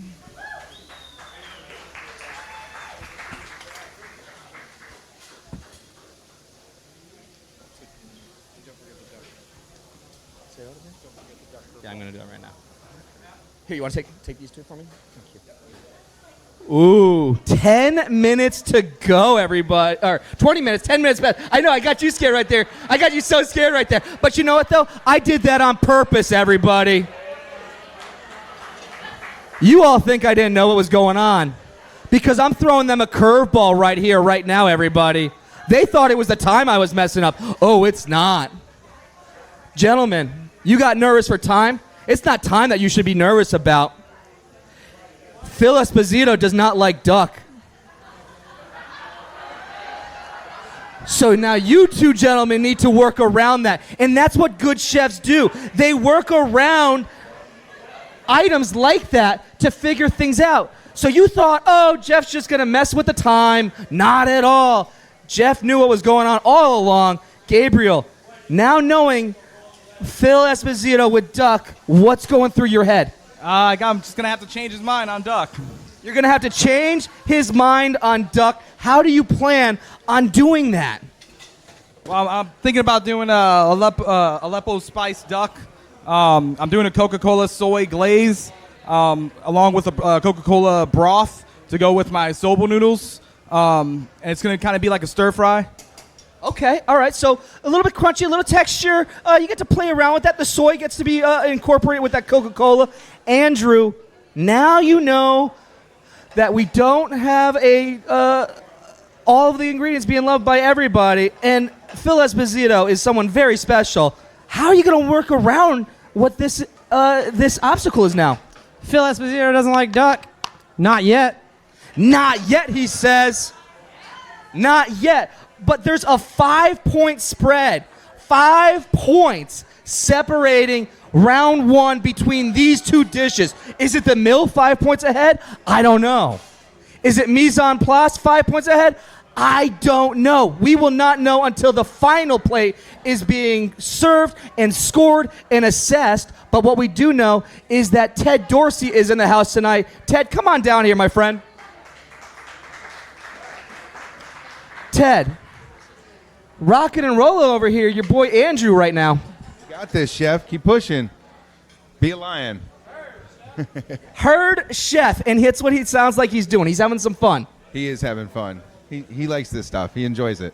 And you know what? It's really fun. Everyone here has been incredible. Restaurants, participants, the entire process from everywhere. And this is a very special night because it really is kind of a battle of the bays. I mean, we've got the mill, we've got mise en place, we've got Pinellas County, we've got Hillsborough County, St. Pete, Tampa. I mean, the stakes are very high right now, my friend. They are, and what better way than to compete against my mentor, Marty and Marianne, who I worked for a long time. So this is a lot of fun. And it truly is special. I mean, Marty is just an incredible person in this entire Bay Area. We owe so much to what he's been able to do, and so many people have come out through his kitchens, been supported by his kitchens, and just his friendship has really kind of mentored so many people. Absolutely. I mean, there's nobody better than him. He's the father of cuisine in all of Tampa Bay. So. I absolutely agree. And I've said it before, that guy is on my Mount Rushmore of chefs here in the Tampa Bay area. He really is. He really is. But, you know, tonight, your boy has a chance to make his own legacy be made. He's just one dish potentially away from being epic chef. What does this mean to your restaurant to know that, one, you're a part of the community, but two, you might have a winning chef a part of that community? Oh, that would be huge for us. I mean, we want him to win, and it's for such a great cause and a great charity. And Feeding Tampa Bay, it doesn't get any better than this. So, it really doesn't. And you know what? We're so excited to have you. And you know what? I hope everybody that's watching right now, everybody in this room, that they go out, support you, have some fun. I'll tell you what, I had some fun just looking at that beef on weck this past weekend. I didn't eat it yet. I've got to go. I need to have that beef on weck. Please do. Come by and see us. All right. And you know what? We all should do it too. We all need to support these incredible restaurants that came through here. From Dats to Noble Crust to Park Shore Grill to Rooster in the Till. Who else am I missing right now? Farm Table Cucina, the last one. And, of course, these last two standing right now. Incredible restaurants. All of us need to go support them. All of us need to be a part of our community. Thank you so much, Ted Dorsey. All right. A little bit more than... In 15 minutes, we're going to find out that dish. What's going on over here with our judges. Adrian, how exciting is it right now? 15 minutes left to go. Round two. There's fire right behind me right now. And it's so much fun to see it kind of just like a glow. You know what's just as exciting is listening to this man's life story. I'm not even lying. I know. Have you guys all had so much fun listening to Phil Esposito tonight? Yeah, okay, thank you. All right. This is amazing with the backdrop of this. This is amazing with the backdrop of this. Yes. You know what? Her and I are going to do that show together. What is it? You're going below deck? Below deck. No, all right. So, you know, playing for the Bruins, you must have been out on the water on some of the free time that you had when you were playing in your heyday there. I got to tell you, in 1967, I got traded there. I went out tuna fishing, giant tuna fishing off of Gloucester. And I caught a 725-pound tuna. You caught a 725-pound tuna just like that? No, it took all day, and we were all drunker than hoot owls, and it took about an hour and a half to bring it in because we backed down on it, or else we would have been out there all night. And my arms and hands were so sore the next day at practice, I went and I told my buddy, I said to Wayne Cashman, I said, Cash, just slash me a little bit. He said, what's the matter? I said, I can't move my goddamn arms. He says, okay, no problem. He whacks me and I go, oh, Jesus, oh, I can't go, coach. I can't move my arm. And I went off the ice and I rusted in the whirlpool. Now, true story. Now I gotta ask you. That's a true story. All right, so I gotta ask you. Boy. When we hear stories of players in that day, is it different than what the players have today? It is so different. The money is so large today that these guys have to really treat it as a business. They have to, because the money is too much. And with the advent of all this cameras and all that, they can't do anything. I'm going to tell you, in the 70s, I would be in jail 17 times just for the camera. Now, I stole a cop's motorcycle once. He was chasing me. Had the Stanley Cup on the car. Wait. You stole a cop's motorcycle? Drove it right into a bar called the 99 in Boston, and he's chasing me. Frankie the cop. I saw him 2 years ago when I went up to Boston. He's retired, of course, and he's like my age. And he goes, you remember when you took my goddamn motorcycle? I said, yeah. You chased me. He's yelling. He's running down the middle of the road and he's yelling, Espo, you crazy son of a bitch. You can't do this. You can't. Drove it right into the bar. Drove it right into the bar, everybody. Laura. Story. I'm like, my cheeks are starting to hurt smiling and listening to these stories. Please tell me this is going to be the next feature. You're going to write his book for him. So why do I have to follow Phil after this? But I will say, all right, so going back to what we're cooking here, so whole duck, you people are bringing it is a blessing and a curse. So it is a beautiful, beautiful food, but in a 30-minute time span, there's not that much you can do. You have to break it down. You don't have enough time to roast it whole. You don't have enough time to smoke it whole. He's got like the power saw back there right now, it sounded like. I hear heavy. I mean, we're talking breaking it down. He's like, all right, I got it. So it'll be really interesting to see what they do with a whole duck, because they've got it's one of the most wonderful meats you can cook with, but it requires a little bit of low and slow depending on your situation. It's a challenge. And that's why they have to cook that dish in the 30 minutes. Now, we gave them the ingredients in the first round so they could start preparing. They could, in theory, be working round 2, technically in round 1. Now, they're not going to be cooking that dish, but at least they can start breaking it down. If they want to do a marinade, if they want to bring some acidity to start to tenderize it, they have that opportunity. So keep that in mind when you're judging with what's happening on that dish, because you're absolutely right. I love duck. It's probably one of my favorite proteins. Absolutely, when it's done right, it is not Phil, but you know what though? These two think that they're going to convince Phil that duck is going to be the new thing. So these two chefs here have so much on the line with convincing Phil Esposito that duck is a great dish. And you know what? We're going to find out in just 10 minutes, and we're going to check on these two chefs right now. All right. I see your duck going into the oven. You seared it. It looks as though that you had some cross marks to it there. Is it working out so far to what you're liking? Why are we throwing it into the oven now? So it's like a nice mid-rare. As you can tell, I clearly burnt one already. I smelt it. I did. That's a no-go. That's a no-go. But you know what, though? That's what cooking is about, and it has to be about the presentation. It has to make sure that it's going to be consistent, because those judges are all judging you on those factors: flavor, presentation, and creativity. If it's not good, don't give it to them. Making sure that it's your best dish. And you know what? When you have to pull an audible and go with it, you got to do it. So kudos. Gabriel, what's going on over here? What are we doing? I'm doing some sautéed cabbage and fennel right here. And in the back, I have my broth for it's a soy Coca-Cola broth for my soba noodles, and then I got a Coca-Cola glaze working for my duck. Nice. And now, are we in bringing in any other ingredients into that glaze, into that reduction right now, or is it really going to be heavy on the Coca-Cola, heavy on that soy flavor? I want the Coca-Cola to shine, so it's heavy on the Coca-Cola. Also, it has soy, it has some mirin, it has some sriracha for a little bit of heat.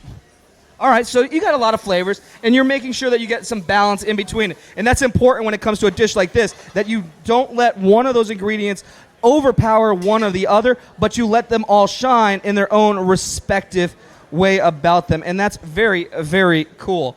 10 minutes to go, less than 10 minutes to go. Everybody out there, are you guys having fun out here cheering? Everybody inside of here? I can't hear you out here. I can't hear you. I still can't. All right.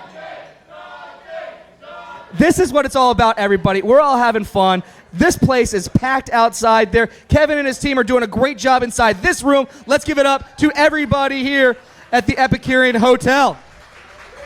This signature theater is a specialty place where businesses can be able to host great events. They can have so much fun. They can be a part of the community. And you know what? You guys have been a part of the community. You guys gave an incredible prize just a few minutes ago. And you know what? I gave a prize too. Now, we're going to find out whose house I'm going to, because I'm going to be cooking for 6 people, 4 courses at someone's house. We're going to have some fun. And you know what? Miss Gabby, come back out here. Let's give it up for Gabby, everybody. Now, I promise I'm not going to shake it as hard as I did before. That's right. I'm not going to do it, everybody, but I still am going to shake it.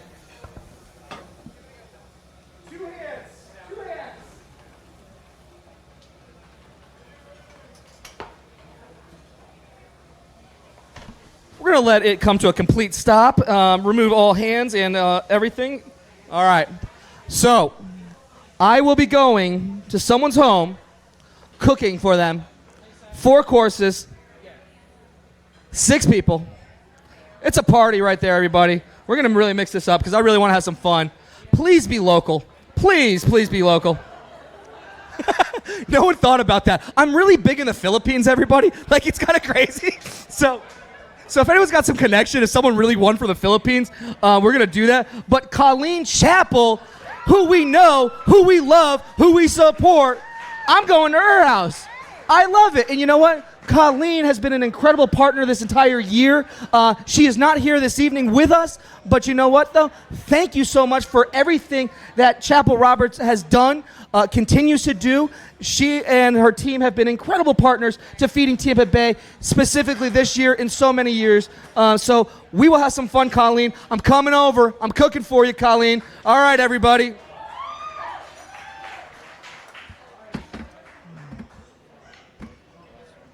What's that? I'm just going to grab Yeah. But you know what, though? Colleen couldn't be here this evening, but there's a lot of other incredible sponsors that have made tonight a very special part. We heard from Florida Blue. Cisco, thank you so much for everything that you all do. Cisco's in the house tonight. Come on down, my friend. I'm pulling him mid-bite. This is what happens when you're doing something live. This is what happens when you're doing things at the finale. This is when you're having some fun. I'm joined here by my friend from Cisco. And you, Will, tell us a little bit about your role in Cisco. My wife said, "Oh gosh," when they called your name. Really? A little nervous for me. Well, you know what, though? I'm not going to have you be nervous. We're going to have you be very comfortable. Tell us a little bit about what you do at Cisco. So I'm the president of Cisco Foods. This is our first year to work with Feeding Tampa Bay and do this, and we're very excited.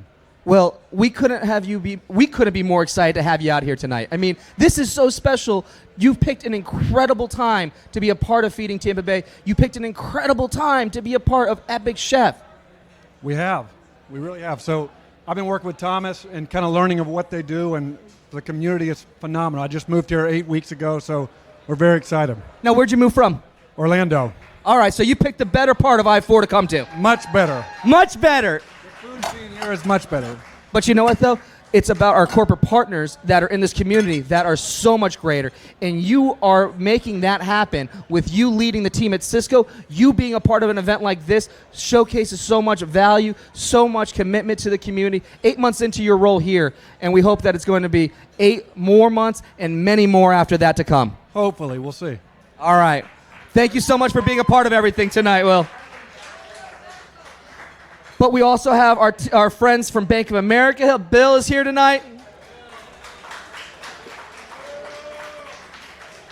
Harvard Jolly. Steve Heiser's here tonight, everybody. David Lee is in the back over there with Uriah's Urban Farm. Colleen, I'm coming to dinner. Thank you for being a part of tonight. The team over at Laser Spine Institute has been an incredible partner for everything. Give it up for your Tampa Bay Lightning, everybody. I mean, come on now. Not only the Lightning, but the identity Tampa Bay has been a huge part of tonight, a huge part of every night. Let's give it up for the identity Tampa Bay. If you do not have the app, get it. I'm telling you, you're missing out if you're not. It's on your Roku. It's on your Apple TV. You can stream it, watch it off of, just the website. And you know what? Really fun. Coming out in September, you're going to see the Chef Jeff Show on there. 10 episodes. Keep watching. You're going to have some fun. You're going to see a lot of Tampa, a lot of the food scene, and you're going to learn a whole lot. So something rad with Chef Jeff coming to a theater near you in your own home. And let's also give it up to our friends at Tampa Bay Times. I see Ernest in the back there. Ernest is a good friend, class act of a gentleman. I mean, truly, fun-filled fact. I've had many articles that were written when I was on MasterChef. I have only one article that is framed. That article is still hanging, and that was for Mr. Ernest Hooper's article. And I always thank you for that. So to all of you in this room that have been a part of this, thank you. To everybody here, let's have some more fun because we've got 3 minutes to see who's going to win. Let's get everybody excited. 3 minutes left to go. Now you're letting the duck rest. I love it. Is it cooked to what you want? You want it medium rare. Is it medium rare right now? Right now, yeah, it's a medium rare. So I'm hoping it stays a medium rare. All right, I'm going to let you do your egg because time is of the essence. The sobu noodles are on the plate. I see everything else kind of working. Gabriel, walk me through a little bit about last seconds to go. Well, I got my sauteed fennel cabbage. There'll be a garnish on top. I have my broth, Coca-Cola, soy, and pulled duck inside my broth. I'm going to pour that over the soba noodles to warm it up, and I also got... Nice. Keep working. Keep those plates going because I've got 2.5 minutes left to go here in round 2, and I want to make sure that you all get everything on that plate. You guys all having fun tonight?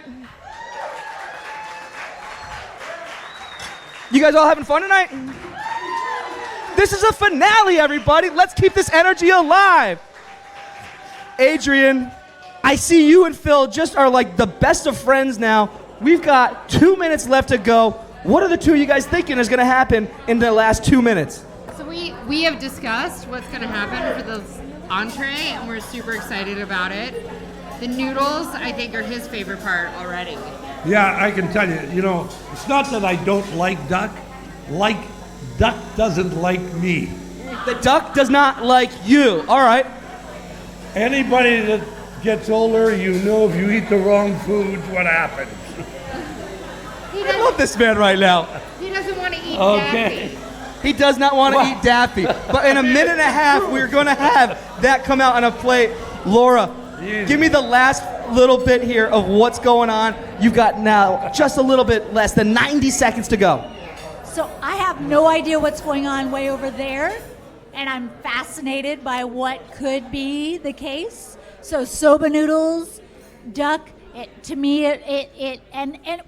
actually Coca-Cola, it could be some kind of Asian ramen-ish, kind of interpretation, right? It really could be. They could go warm. They can go cold with those noodles. They can go with more of a liquid broth. They can make it more like a soup. They could just make a nice little bit of a salad with it. They could do so much. I smell something that could be a little like a star anise-y vibe in the air. You know, I got that too. I had that little bit, almost like some sweet, but a little bit of like some warm flavors. I was thinking that was going to be. We're going to find out if that's going to be on the plate in just 30 seconds left to go, everybody. 30 seconds. Start getting everybody ready to go, excited. This is it. This is the last dish for this incredible 7-week Epic Chef Showdown, everybody. 7 weeks are all coming to a head with just one dish left to go.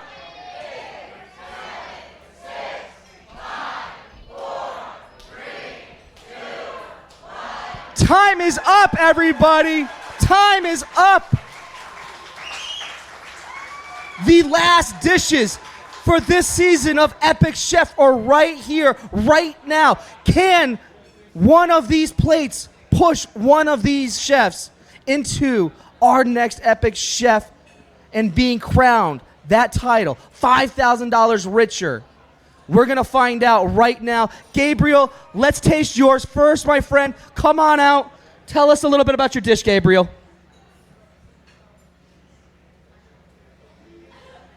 You are just potentially minutes away from being our next Epic Chef.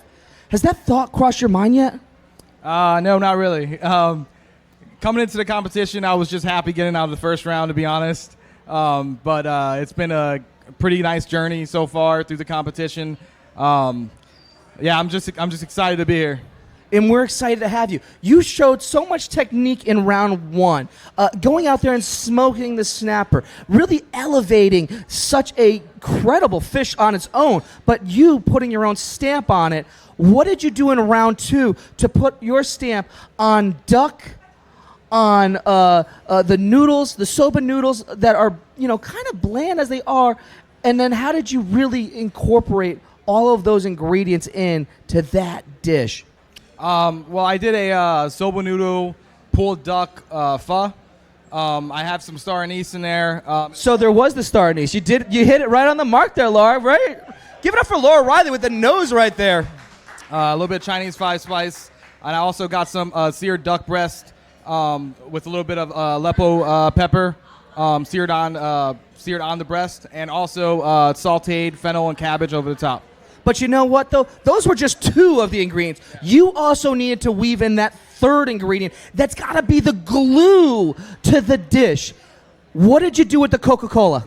The Coca-Cola was done two ways. It was done in with the pulled duck as a glaze, and also it was inside the pho broth. I love it. And so, you could have gone so many different directions because the soba noodles can lend itself. They could be warm. They could be cold. They could be with the broth. They could be with stuff. Laura and I were just going back and forth with like what we would do, how we would do it. And, I'm going to check out what Laura's thinking so far with that dish. I mean, it looks beautiful. So I haven't tasted it yet, but I have a question about it. He said pulled duck. So how did he cook off those breasts and how did he pull it and what was the circumstance and how did he get that crispy fat on the top? Love it. Gabriel, come back out here. Come back out here. I would be remiss if we didn't have the most incredible journalist here asking the tough, hard-hitting questions, everybody.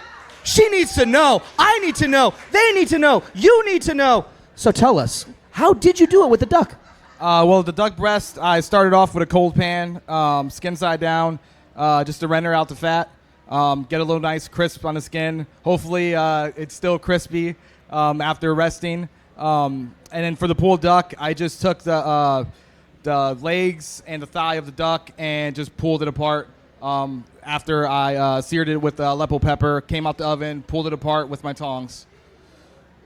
And I like what he did there, Laura, because, what that shows is the technique to know that they would have cooked at different temperatures. You would have gotten totally different bites out of that. And that shows a level of expertise to really make sure that you were going to get a consistent bite. Phil, for a fan, I'm sorry, but for someone that does not eat duck, there's nothing on the plate anymore. Well, I usually don't eat duck because it always tastes gamey to me. It tastes like I'm eating Daffy or something. I can't do it. So this is very good, though. The duck is very good. The duck is very good. All right, very cool. I like the sauce an awful lot. I think the noodles are overcooked a little bit. Okay. They're too soggy. Maybe it's because of too much sauce, maybe, I don't know. But, I'm an Italian guy. I like al dente,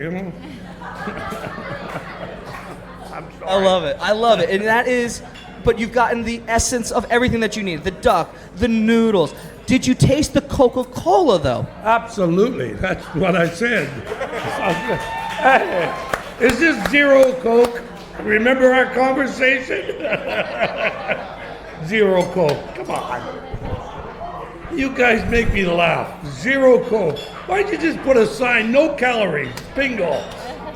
It's Diet Coke. That's what I drink. I love Diet Coke. That's what I'm drinking. Diet Coke.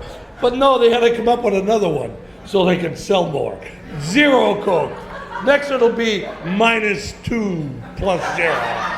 I think Mark is already getting on the phone to trademark that right now. Yeah, well, we went away together, him and I, and we went up to, it was Anderchuk's induction, wasn't it? Yeah, we flew up there, and I busted him the whole way up there about Zero Coke. I love it. I love it. Adrian, do you taste the Zero Coke in there too now? I don't taste anything that tastes like Zero Coke. I taste Coca-Cola. You taste Coca-Cola. A beverage of choice since 1886. Is that right, Mark?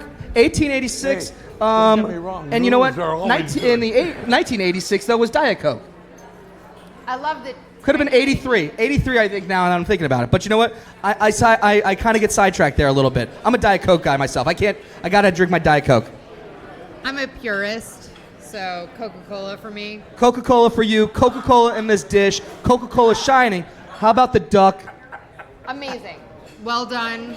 I love the tiny hint of spice. I love the praise. Like, the whole thing is just amazing. So it's working. Everything's firing on all cylinders. Melding, everything. Everything's in my coming mouth. together. Now, would that be a dish that you would make on one of the boats that you have been on? Not a chance. Not a chance. I'm not as skilled as this guy. Not as skilled as this guy, but you know what? It's I all would love about to. it's all about Now I having know. fun and enjoying Now and I seeing know. and being a part of the process. Laura, you had some incredible questions, some tough, hard-hitting questions. I'm already learning more from you because I'm having so much fun doing these and having a little bit of a journalist side and asking questions and everything. But right when I think I got a good one, you just brought it right there, my friend. So cheers. We all can learn a lot from Laura Riley, everybody, can we not? So one thing I find really fascinating is that star anise, Coca-Cola, and fennel have commonalities. And in this dish, they're kind of brought together. And you can think through those thoughts. There's a licorice, anisey vibe on all three of those. So Coca-Cola has that in its backstory, has that kind of sassafrasy, It does. It absolutely it does. And it does have that licorice flavor. And I was intrigued when he brought the fennel out because that is kind of, we joke around with Coca-Cola being the glue, but the fennel for me was actually one of those highlighting traits because it really did bring it out. It didn't have that oniony flavor that could make it so sharp and almost bitter when it would cook, but it would just let it kind of have that hint of it, but just a little bit more, little more hint. Absolutely. No, I think that this dish had a lot of disparate elements that came together effectively. I love it. I absolutely love it. And you know what? Again, we've got these judges on creativity, presentation, and flavor. Let's give it up one more time for Gabriel Lopez. Mise en place, everybody. But it ain't over yet, everybody, because we've got one more to judge. Andrew Silas, the mill, everybody.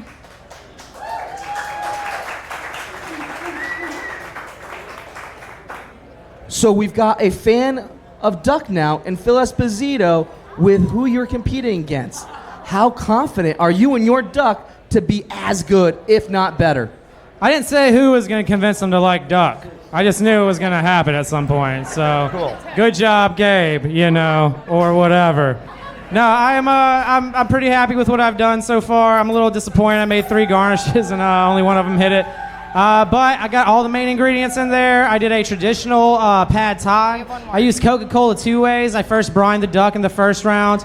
I also made a fish fume with my snapper from the first round, and I just let that go for a while. And I used that, and then I added a whole lot of Coca-Cola into my fish fume. Let it reduce down for my pad thai sauce. A little bit of sriracha, a little bit of peanut butter, you know. All works. Morel mushrooms are in there, ginger, green onions, garlic. So we'll see how it goes. Now walk us through, because you get to have the announcement of those ingredients for round 2 in round 1.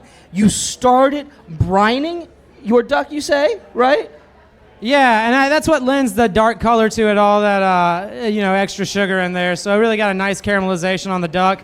One of them was a little too far gone, so I left it back. But it kind of brought me the results I was hoping for. Now, tell everybody at home why you did that and why you needed that time to be able to do that with round 2, knowing that you had those ingredients going into round 1. I just really wanted the duck to absorb as much flavor as possible, so I figured, you know what, why not get these guys dancing together as early as possible? So that was my whole idea. I wanted to get my flavors. I wanted to build a whole level of lever flavors, so I started as early as I could. Now, you could have this be a dish that sets you on a path like no other here in the Tampa Bay area. You could be our next epic chef. What does that mean to you? It means everything to me. You know, I just really want to make the world a better place, and I was hoping to use this as a way to do that. But no matter what, it's going to happen, and I'm happy to be here, and I appreciate the opportunity. It really is. I am so partial to sous chefs everywhere because it's just sometimes one dish. You know, the chefs in a restaurant, Laura could probably attest to this too, seeing it from her side. Chefs sometimes in a restaurant, they get all the glitz, all the glory, sometimes the harder parts of the job that comes with it. It's sometimes the sexiest job in the world, sometimes it's the hardest job. But it's the sous chefs that just have that one chance to make a dish that's going to wow someone else. It's that time of being on the line that they can have their opportunity to shine. It's that moment for them to say, I can be like my executive chef. I can do more. I can be that. You could be one dish away from having a title that could put you on a path like no other. I'm still stuck on you saying sexiest job in the world because not once have I felt like that. I'm just like, I smell like fish and cheesecake.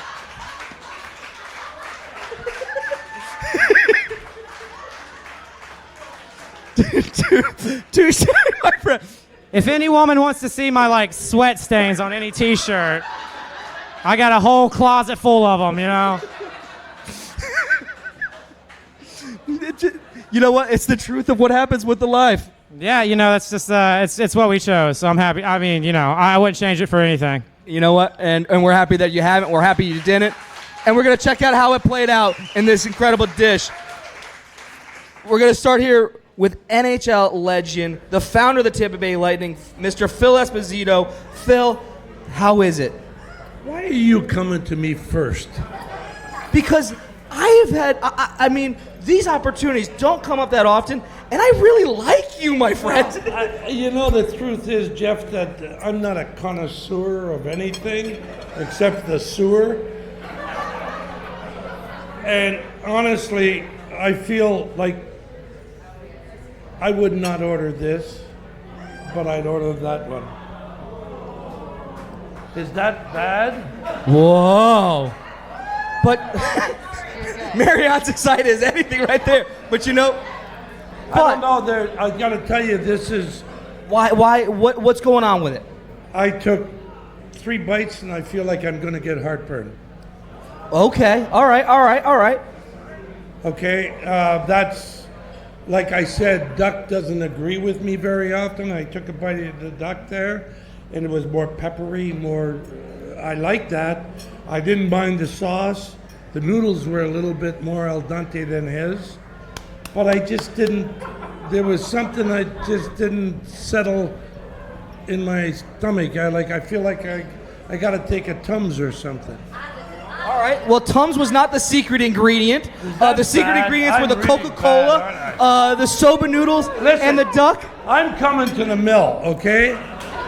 Witnesses, everybody. I never knew where the mill was. I never heard of it till tonight. I asked this young lady. She showed me where it is, and I'm coming there. I've been to Miss All Place before, but I'm coming there. Hey, you know what? That's what it's all about. We've got incredible chefs that are out here right now trying things. They have never been in a situation like this before. Of course where not. 30 minutes to cook a dish, so many eyes in this room watching them, judges with palates like no other. So you know what? There's going to be some hits, there's going to be some misses, but that's also what happened in so much of the career of you, too. There's going to be games that you had stellar moments and some that... Andrew, let me put it this way.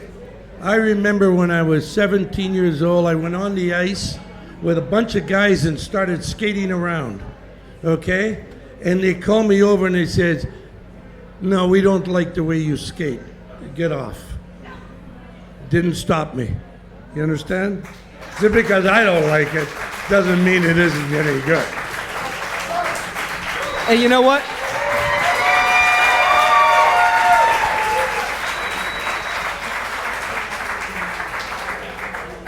And that's sometimes all it takes to get back up. I'm a huge Batman fan. And there's a line from Batman Begins where Michael Caine goes to a young Christian Bale and says, why do we fall? So we can learn to pick ourselves up again. I'll tell you, it's a line. If you haven't watched it, it's a great line. You can quote it for the rest of your life. You just heard it here first. Second, actually, because you heard it in the movie first. Adrian, though, we're not talking Batman. We're talking Coca-Cola. We're talking soba noodles. And we're talking duck. I keep buying Zero Coke. That's all I know.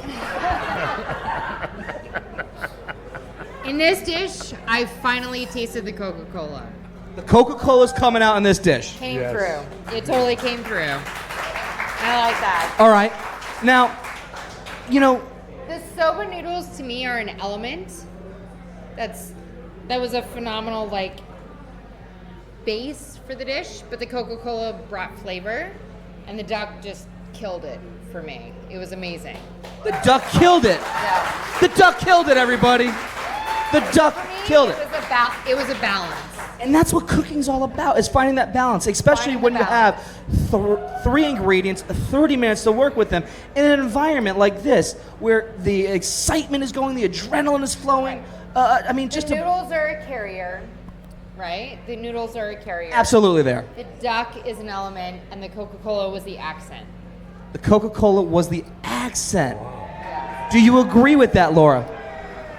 So what I liked about this dish is that it had kind of traditional flavors of like a pad thai, but it also had kind of high notes of cumin and coriander, and then that dusky duck flavor. So it had a real spectrum of flavors, and I think that I think a Thai person would say, "What the F is this dish?" But it definitely has we would all recognize it as a pad thai, but with some different kind of ancillary flavors. And Coca-Cola, because it's got that sweetness and that slight caramelized flavor, it kind of works with this dish. Now, my concern with this ingredient, with Coca-Cola being in there, is having the power to concentrate it too much, where it becomes too much of a syrup, too sweet. We had in the first round a dish that was just borderline salty, but just a little bit more, you would have been way overboard. How is it with the Coca-Cola in this dish with being reduced and concentrated in its flavor? Well, I'm not sure if this was Andrew's intent, but some of the other kind of spice elements, the cumin coriander, which has that kind of slight, this is going to sound horrible, but kind of a slight armpity kind of vibe, like a little musky body odor vibe. It offsets that kind of sweet, kind of clear sweet element of a Coca-Cola. So it feels like it's like, imagine pad thai gone a little bit North African, a little bit Moroccan almost in spice. I like that. And I think that's a great way to kind of describe this, in its beauty and its simplicity, but its own take on it. And that's what these chefs had. They get to showcase their abilities, their skill set. 30 minutes to do it. Andrew, 30 minutes. You did it. Everybody, Andrew Silas here from the Mill.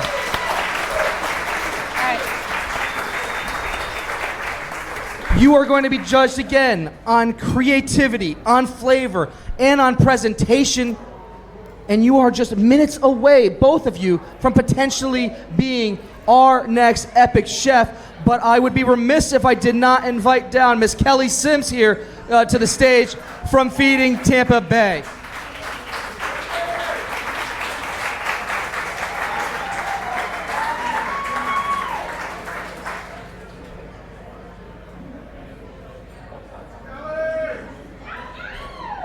Miss Kelly Sims, everybody. Thank you.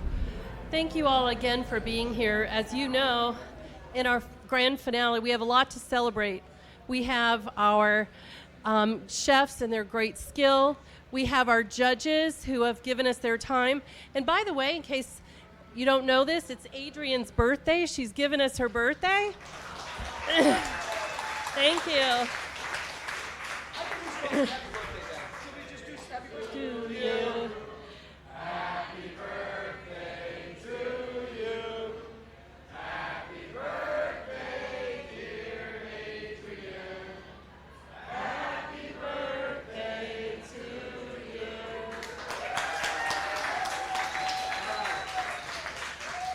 I think that shows another time the amount of support that we have, someone who will give us a special night like that.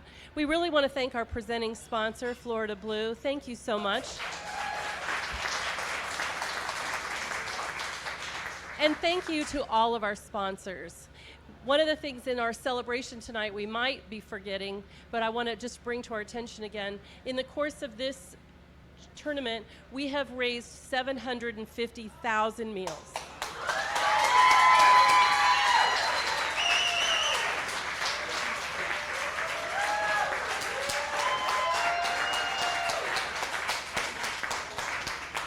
So that's obviously a great accomplishment that we've done together with the support of everyone in this room and those who've come in other nights. So we really want to thank you for that.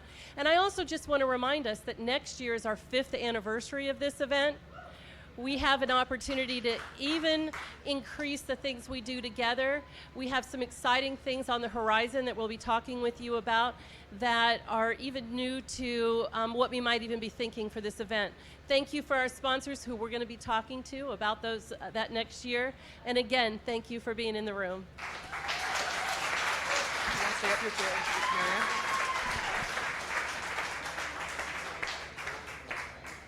And there's been someone very special to the support of this incredible organization that has meant so much to the Tampa Bay area, to the community, who's just done wonders and has been a great partner to Feeding Tampa Bay. Right. So we really want to take sort of a moment tonight and have an opportunity to honor another person who's been special to us for really many, many years, and that is someone who's given her time and has now been awarded, by the way, Feeding Tampa Bay's 2018 Hunger Hero, Marianne Ferrix.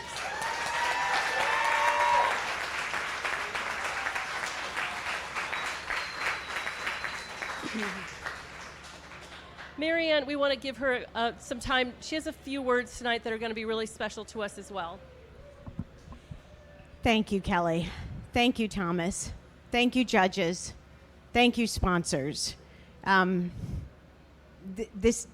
Sponsors, that this does not happen without you. Nothing happens without you. The world of food banking doesn't move forward without sponsors like the ones that have shown up tonight. So thank you.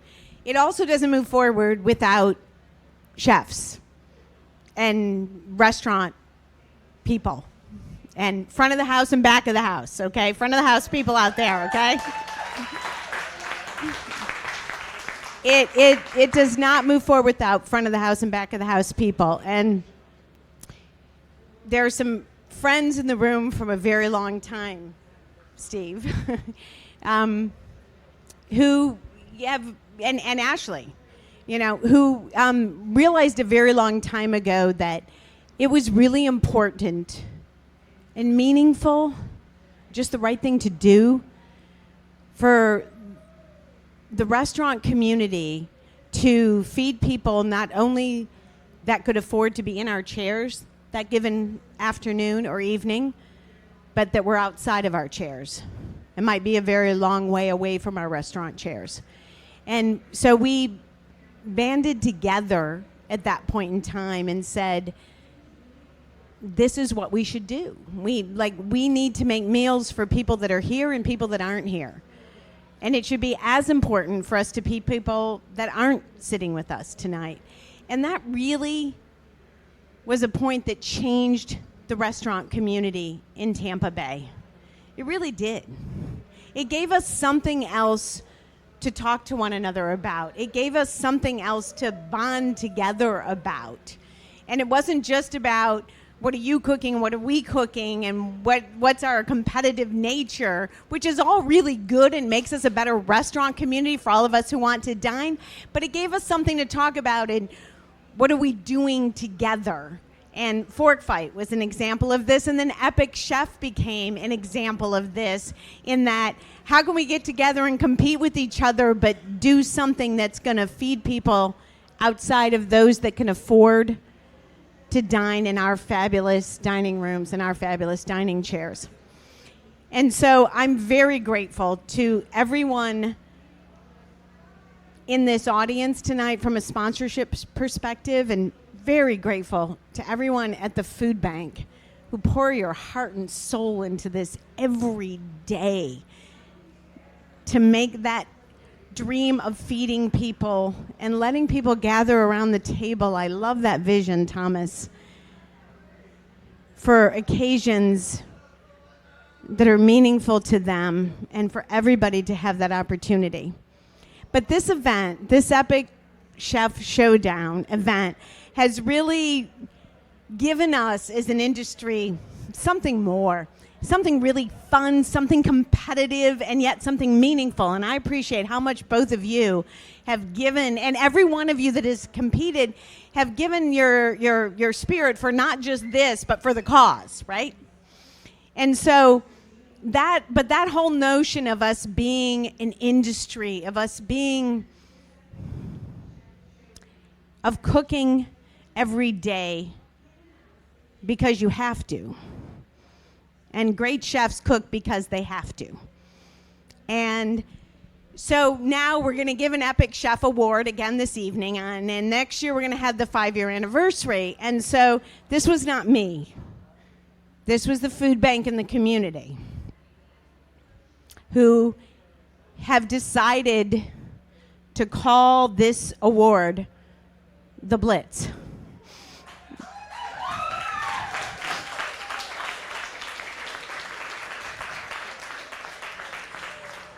And when I heard that, I will tell you, Marty, that I was moved to tears.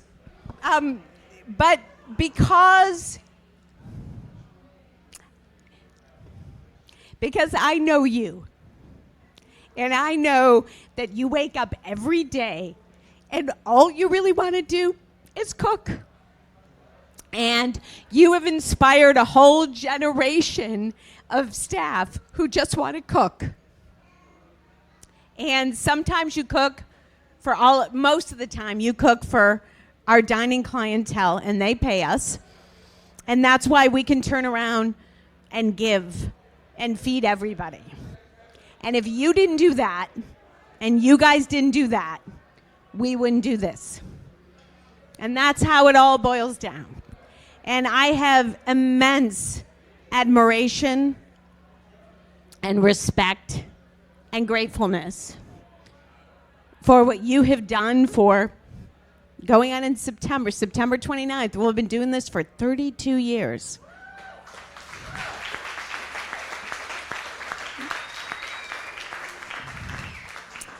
And I think that, and all of the chefs that you have inspired, some of them standing here, some of them out there, some of them across the world, and because of the very fact that you get up every day and you want to cook, you've inspired a whole ripple effect of people in the Tampa Bay market and beyond who want to cook. And I admire and am grateful to you and all of you who want to cook every day, because without it, this is not the culinary city that we have today, and we cannot contribute to the food bank as we are today. So I think it's really cool that they're calling this the Blitz Award.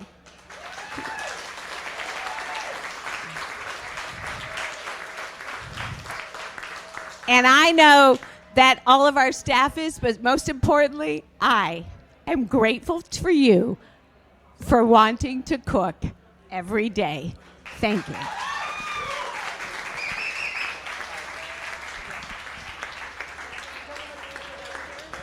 Marianne, stay close, Marianne. There's also someone very special in this room tonight, and that's none other than Miss Allison Adams coming down the stairs.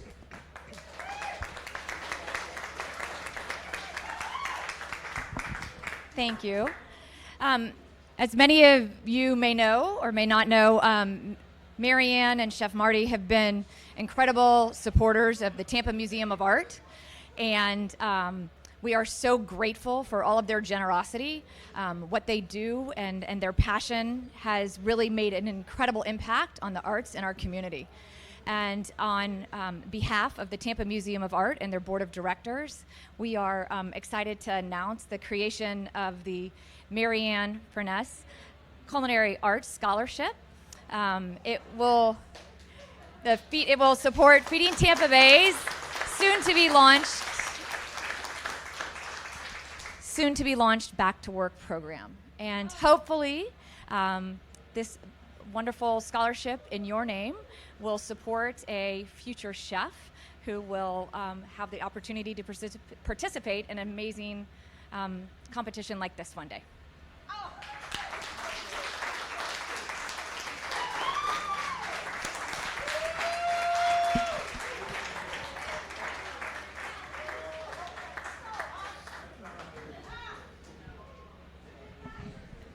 So if you haven't been to Epic Chef before, tonight's show runs a little longer. That's why you got the champagne. So, Marty, I do want to acknowledge that from our perspective, everybody that ever came through this competition has acknowledged and cited you as a major influence in their career, and all of us that aren't in your world have noticed that. We were honored and pleased to offer this for you. And Marianne, your long gifts to the food bank have been incredible.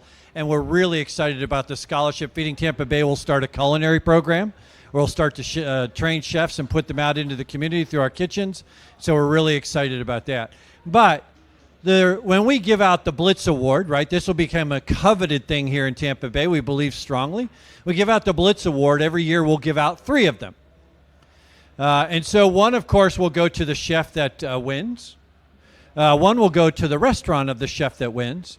But we'd like to offer an inaugural award to our friends at the Epicurean, and we'd like for one to be here.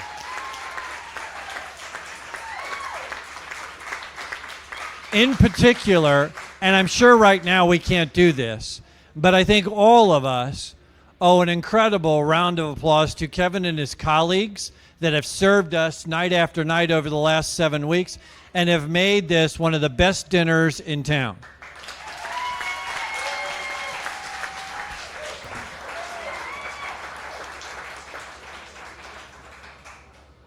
So with that, we would like to unveil the Blitz Award.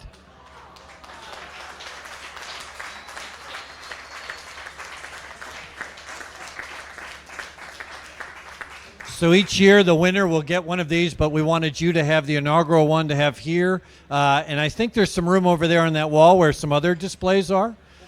So thank you very, very much. And I think we also have a gift. Do we have a gift as well? Vanna has some lovely gifts here for us. So again, this is just something we wanted to say thank you. Is he supposed to open it now, or is this an awkward moment? You're supposed to open it now. It's a framed photograph of me. You shouldn't. Yeah, I thought you might want one. I want 2. Hey,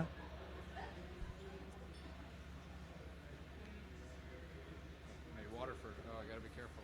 I would be careful. It's Waterford. Let me hold the box for you. So a way of saying thank you to you, it's a wine decanter. We appreciate very much your sponsorship.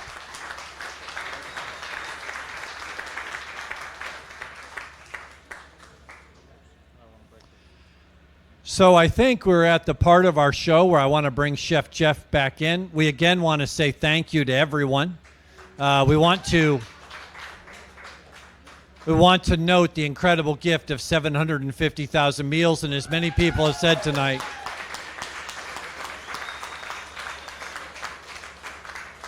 if that was your meal, there's no more important moment. So thank you for helping us do that. I know you two fine gentlemen want to find out the results. I want to again offer my thoughts and thanks for what you have done for us, sharing your gifts and talents with us. We really, really appreciate because what happens here translates into the outdoors outside of here, and we're able to feed folks because of your work, and so we're especially grateful for that. As we mentioned tonight, along with some of the other awards, one of the ideas we had about this is that we want for the competition to be one of the most coveted in Tampa Bay. So along with the recognition as the Epic Chef, along with the terrific gift baskets and the products provided by Coca-Cola, the winner tonight will receive $5,000. And the second place awardee will receive $1,500, again, along with some terrific gifts. So we hope that's some recognition of what you've done. So, Chef Jeff, I think we probably have waited long enough, yes? I don't know yet, but you know, I think everybody outside there is excited to find out. Are you guys excited outside the room? Can't hear you. I can't hear you. Are you guys excited inside the room? Inside the room's got you beat, everybody. Outside the room, I need to hear a little bit more. All right. Drum roll. I'm sorry, Jeff. Apparently I've screwed up as well. So we also have a nice gift for Chef Jeff. So this is what happens when you have talent that's not really talented in charge of the microphone. That would be me. So can we all agree that every year the host of this gets better and better and better? I don't think folks understand the effort, the passion, the dedication that you brought to this. We are eternally grateful. You have extended your personal brand. Every time I see Chef Jeff somewhere, you've talked about feeding Tampa Bay, our mission and its importance. And Jeff, this is a small token of our appreciation, but more importantly, because of what you care about, know that there's meals on tables today because of you, and thank you for that.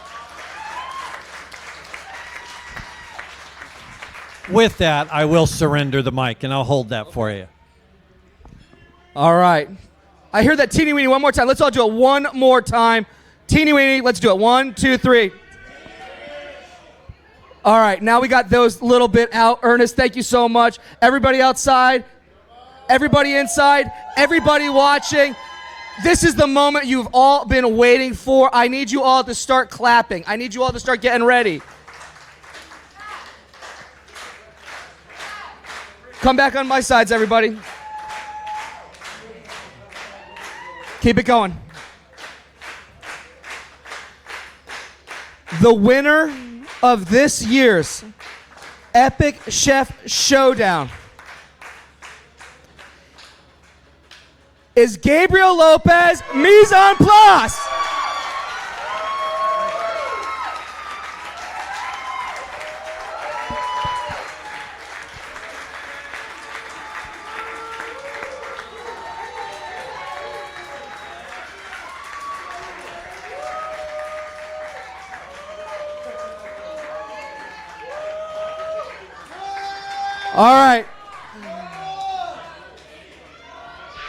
All right, Gabriel, come back on over here.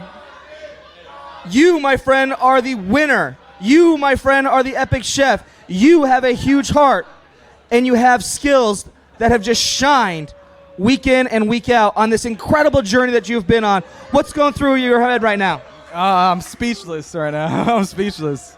What does it mean to you to be tonight's winner of Epic Chef? 7 weeks of a competition, all coming to a head tonight. It means a lot. All the hard work, all the long hours, it kind of makes it worth it. You know, and at the end of the day, not only are you a winner, but Feeding Tampa Bay's a huge winner. The community continues to win. How are you going to use this opportunity to continue that winning as you set forth on your now Epic Chef path? Continue to be a student of culinary. Keep learning. Keep looking at Marty, Will, everyone else willing to teach me something, and then just trying to teach the next guy something else. Now, $5,000 is an incredible opportunity. A prize package like this is an incredible way to celebrate it. How are you going to celebrate this victory tonight? I think it's going to a honeymoon. It's going to a honeymoon, everybody. Gabriel Lopez, everybody, your Epic Chef 2018.